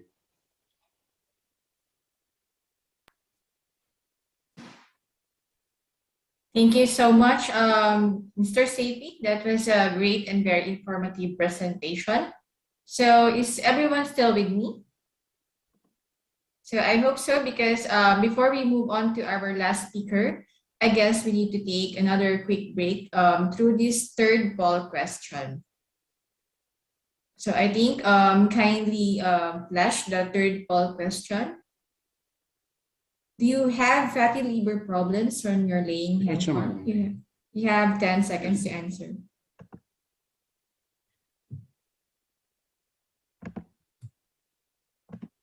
Okay, time's up. Once again, thank you for participating. So we can move on to our question and answer segment for Mr. Seifi. So may I invite you again to join with me, and we'll take 3 questions from the audience. So the first question, Mr. Seifi, in addition to MBM, is there any other ideas for cost reduction in Turkey's laying hen industry? Okay, thank you very much for this nice question. Yes, there are some other alternatives can be used instead of the sunflower meal. There are some other protein sources in Turkey. And of course, such kind of alternatives can be used depending on the price of it in laying hens, not only in laying hens, but also in the poultry feed formulation, I need to say. And for example, the sunflower meal or the substock oil comes from the acidic oil, sometimes can be used in the poultry feeds in Turkey. But the main important things is the price. If the price is okay, and in terms of the cost effective in the formulation, then such kind of sunflower meal or full-fat soybean meal can be used as the alternative protein or energy sources in the laying hens in Turkey. All right, so another question from the same person. How's the ROI analysis after the bile acids added for the broiler case? You mean that return on investment? Yes. Okay. Honestly, I can say the return on investment, when you calculate after these trials and the commercially used in the company now we are working with, return on investment 1 to 4, 1 to 5 at the moment. So this is really very good. The return on investment, comparing the growth enhancer which are being used in Turkey. So this is really very good result, and which is also satisfied with the company, for the company, and also the owner of the company. This is really very satisfied return on invest. Okay, so I think we will take the last questions because we have a limited time. So with reference to what you discussed earlier, one audience says is that ask if can we say that what you mentioned earlier, it strengthens the immune system as well as fat digestion, liver health, and intestinal health? This is also another nice question. I need to say, yes, you can have a good immunity with the bile acid, because as I mentioned during my presentation, there are some good effect on the antibacterial with the deoxycholic and chenodeoxycholic acid. This is really very good. And also you are going to regulate the fat metabolism, not in the liver, but also in the digestion and absorption system. That's the reason if you have the good the digestion and if you have the good absorption of the nutrients, then you are going to keep your immune system very well. So of course it's going to support the immune system. So this is kind of package which is protecting the anti-pathogen bacteria, and also the providing the absorption and nutrition of the not only the fat but also the other nutrients, I need to say, to some extent. Okay, so I hope that answers your question from the audience. Once again, thank you so much for your time, Mr. CP, for presenting your topic and answering a few of our questions. So to our audience, if you have further questions to him, just type it in our Q&A box and he will reply to it, of course. Thank you so much, Mr. CP, and have a good day. I thank you very much, and also thanks for all the attendees for this webinar today. Thanks a lot. Okay, so now we're moving on to our last speaker, who is a professor from the College of Animal Science in Shandong Agricultural University. He has a PhD in animal nutrition, and he is also a doctoral supervisor. Our speaker is a member of the National Laying Hens Industry Technology System and a council member of the Animal Health Nutrition Association in China. So he has more than 60 scientific papers that have been published, including more than 30 articles in English. So please welcome our last speaker for today, Professor Song Shigang. This is Song from Shandong Agricultural University. Today, I would like to share the topic of less price but better performance strategies for poultry feed in China. My presentation will include the following 4 parts. This contains are inseparable to resolve our current challenges in poultry feed. Of course, I cannot specify the details, but the most important information will be noted, and I hope this speech could give you some sparks in your feed design and market development. First of all, we will look at the current situation of poultry feed in China. The most recent production amount and the price of the typical poultry feed will be shown. The poultry feed challenge will be described. The risk response from government and enterprise will be briefly discussed. The feed production of laying hens in this March was 2.6 million tons, which increased 13% than February, but almost the same as last March.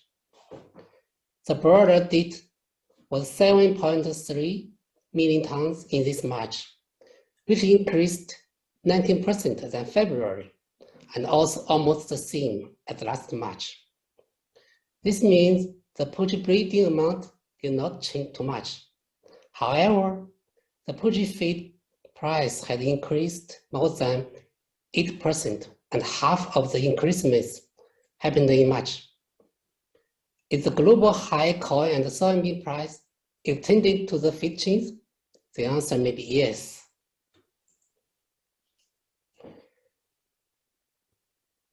So let's see the general challenges in feed besides global high raw material price. The most prominent point is the feed prohibition of antibiotics. This led to more intestinal disease in poultry. The recent global food price has been said in the former slide. The other concern is the uncertainty of vitamin and amino acid. Sometimes these active prices fluctuate sharply. Also, we all know the minerals and trace elements are non-renewable.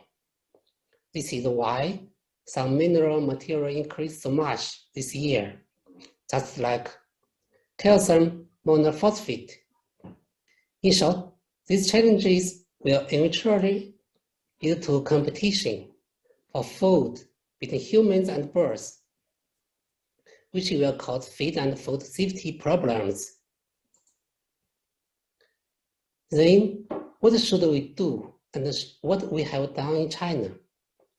First, the government realized the severe challenges. 3 basic strategies have been proposed by Ministry of Agriculture. These include the replacement of corn and soybean meal with unconventional raw materials, which will be presented in the next 2 slides, to improve the raw material database with dynamic nutritional needs, and to accelerate the application of low-protein diet with the synthetic amino acid addition. Through these 3 programs, the government is determined to achieve the target of low energy, low protein, and high feed conversion rate in animal breeding field. These are the recommended energy feedstuff for the replacement of corn, wheat, barley, brown rice, sorghum, wood grain, sugar residue, and other food processing byproducts. And these are the recommended protein feedstuff for the replacement of soybean meal, corn DDGS, corn gluten meal, peanut meal, peony meal, and so on. So we can see almost all of these unconventional materials are familiar to us. The question is, do we really develop the potential nutrition values of them? More work needs to do. Now let us see the strategies from the enterprise. The poultry feed factory in China belong to these 4 kinds. The first one is big groups. Normally, these groups are engaged in so many industries, including real estate, heavy industry, financial industry, agriculture, and so on. They will deal the challenges with futures, mass purchasing, and customization position. The feed is only one small part of their business, so we just overlook them. There are still 3 more kinds of poultry feed factories. One line, cooperation with breeders, hatchery, broiler, or laying breeding, meat or egg processing. Feedstuff cooperation with more than 100 to 200,000 tons per month, and feedstuff company with less than 100,000 tons per month, even less. How do these 3 kinds of factories fit to the challenge? Okay, for one line cooperation, strict quality control will be applied. The whole industrial chain is focused on. The profit from the whole industrial chain is more important than feed price. The system stability is the principle. So their feed formula is almost fixed, with minor adjustment when some large raw material changed. For feedstock cooperation, the feed formula is also almost fixed. They can use mass purchasing. They set up their own research farm. The poultry feed will be tested before sold to the market. Some even have their own business farm, but only to mimic the market breeding condition for the field verification of their feed. For middle or small feedstock company, the formula is flexible and new raw materials are used frequently. They will do the passive corrections with market validation. Besides the above strategies, some novel technologies in poultry feed manufacture have been applied in China. The first is feedstock pre-treatment technology. This includes microbiological fermentation method. This figure describes the process of this technique in brief. The physical, chemical, biological treatment has also been widely used in poultry feed production, separately or together. In general, the benefit of raw material or feed pretreatment can improve the nutritional value, increase the animal gastrointestinal health, improve feed palatability and intake, and of course, save the feed cost. The second is the application of post-spring technology. This is common for the addition of feed, fungicide, microorganism, and other components without heat resistance. The beneficial effects are very obvious. The third is feed quality improvement technology. This includes feedstock expansion and feed flavor, which is familiar to us. The new trend is the application of feed processing and methods such as starch gelatinization and lipid optimization. The fourth new technology or new trend is the recommendation of coated and controlled release of amino acid.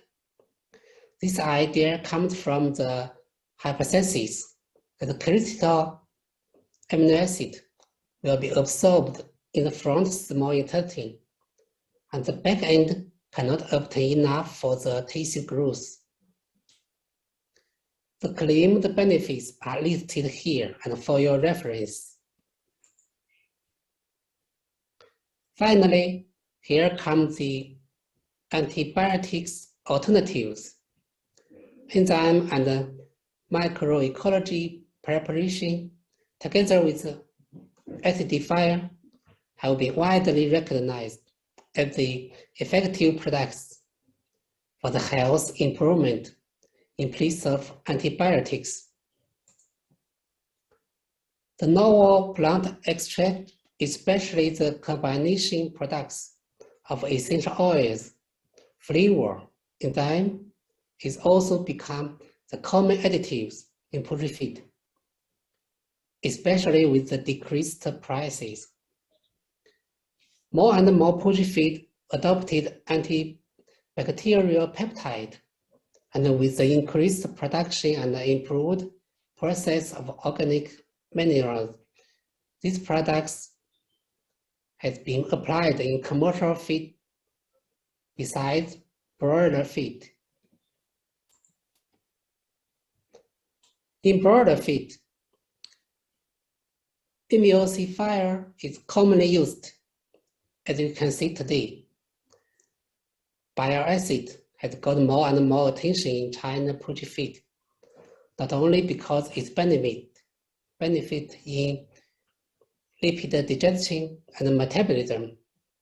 More and more functions have been rewarded, such as liver protection, limit vitamin, digestion, and so on. Medium-chain fatty acid and its derivatives have also been used for the intestinal health improvement. Furthermore, I will talk a little bit about the poultry nutrition research topics in China. Nutrition and immunity. In traditional, the nutrition requirement was set up according to the growth, reproduction, and so on. More research now has focused on the immune effects of nutrients. We all know nutrients cannot cure disease, but good nutrition brings better resistance indeed. Also, nutrition plays important roles in stress response. To a certain extent, disease is the extreme appearance of stress.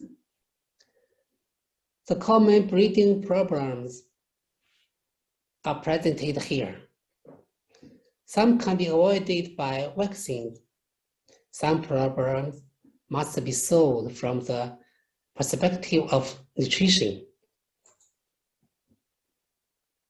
In general, good nutrition will lead to gut, respiratory, reproductive tract, skin, and feather health. The basis of disease resistance nutrition is the choice of feedstock and accurate use. So here comes the concept of precision nutrition. The detailed information can be discussed in other special lectures. Besides the above 3 parts in my speech, here I would like to introduce some key points of biosecurity strategies in poultry breeding. Anyway, our customers will judge the quality of our feed by the production performance of poultry. Thinking the market position, we, feed producers, have the responsibility to help them raise the poultry better. First of all, the feed and water biosecurity should be paid enough condition. Every means must be used to ensure that the feed and water are clean and safe.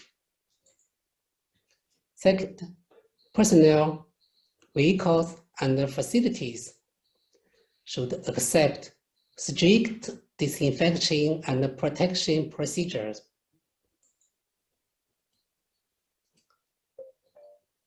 Small techniques will give us big awards.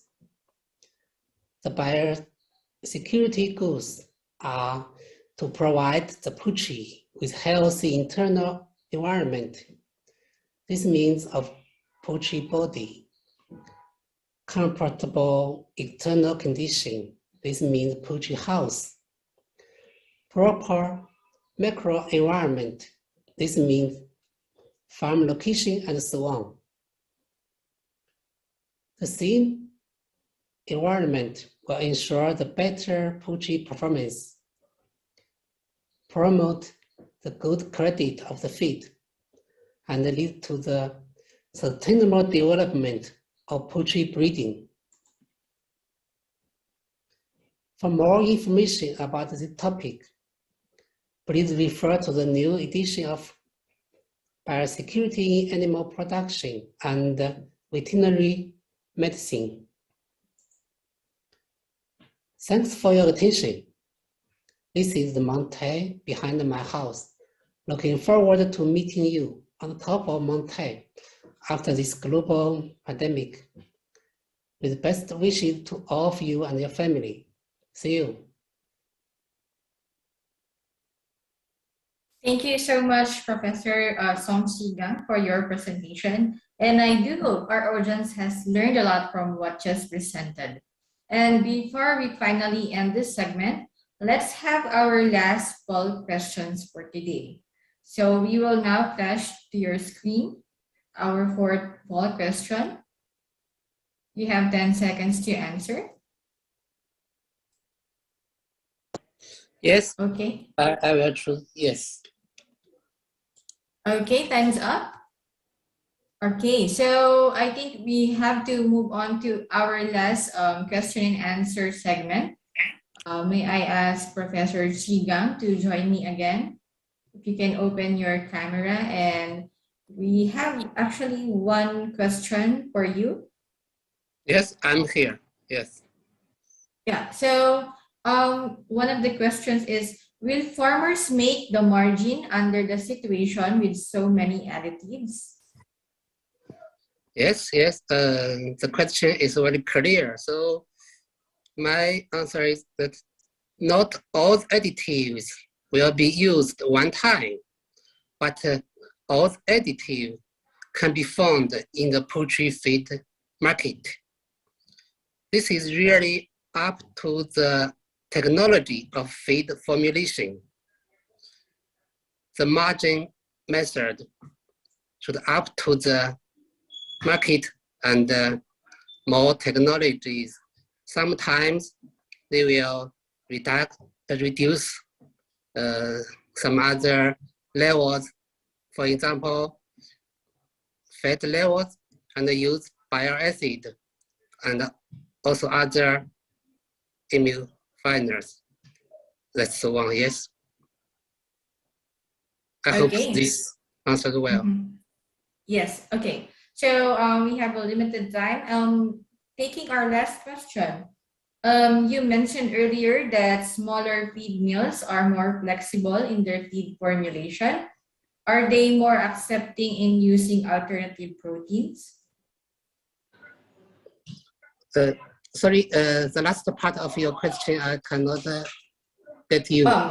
Yes, he's asking if are they more accepting in using alternative proteins, because you mentioned earlier that smaller feed mills are more flexible in their feed formulation.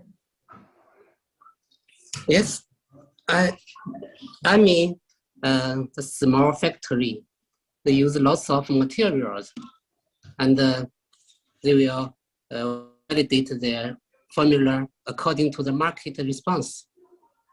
So everything can be possible in small factories. Okay.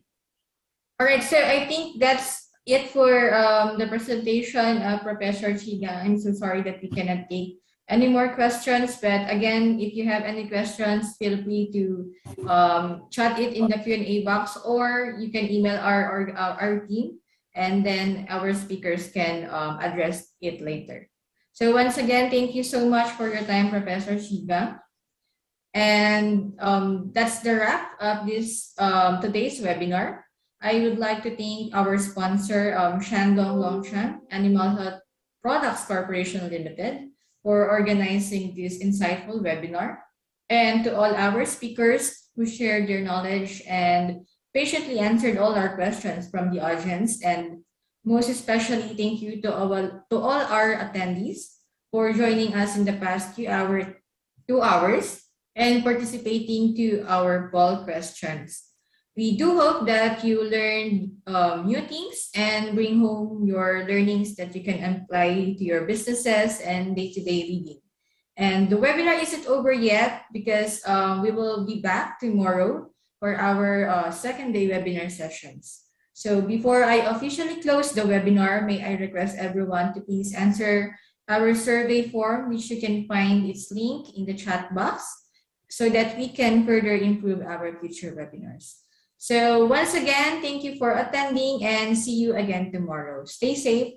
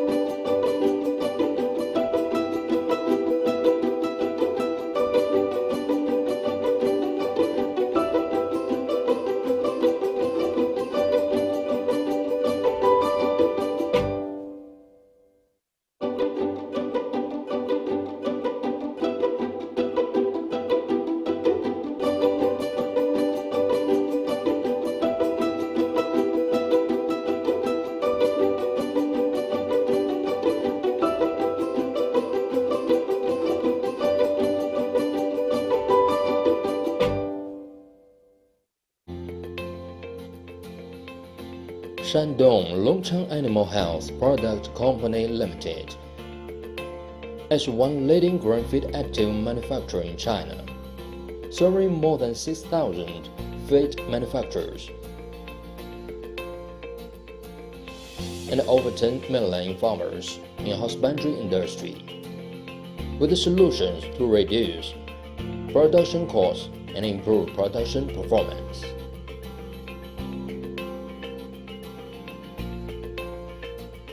LACHANCE Group has been specialized in R&D of bioacids and other grain-feed additives for more than 10 years.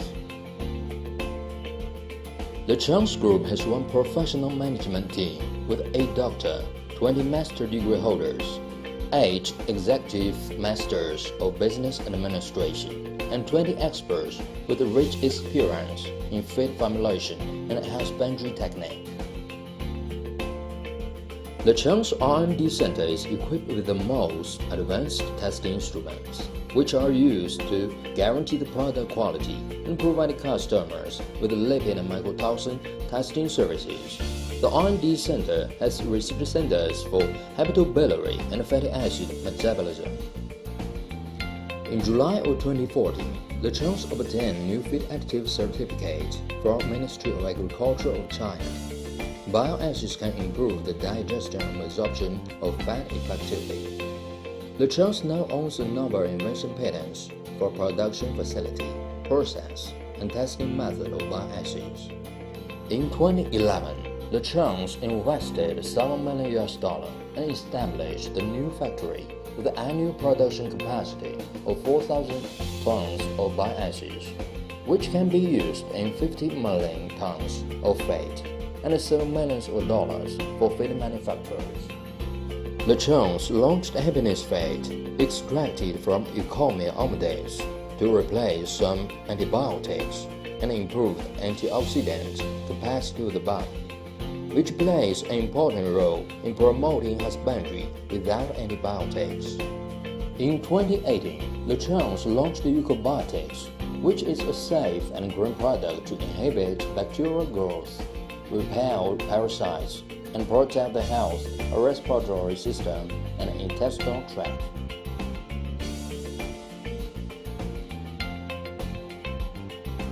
LACHANCE has the mission to develop the natural extractive feed additives, save production costs, and improve production performance of husbandry industry. LACHANCE products have been exported to USA, Egypt, Russia, Malaysia, Thailand, Vietnam, and other countries and areas, and well received by customers from international markets. LACHANCE Group will increase the investment in scientific research and development of green, safe, and environment-friendly feed additives, and work together with customers both in China and abroad to promote the safe and healthy development of husbandry and aquaculture industry.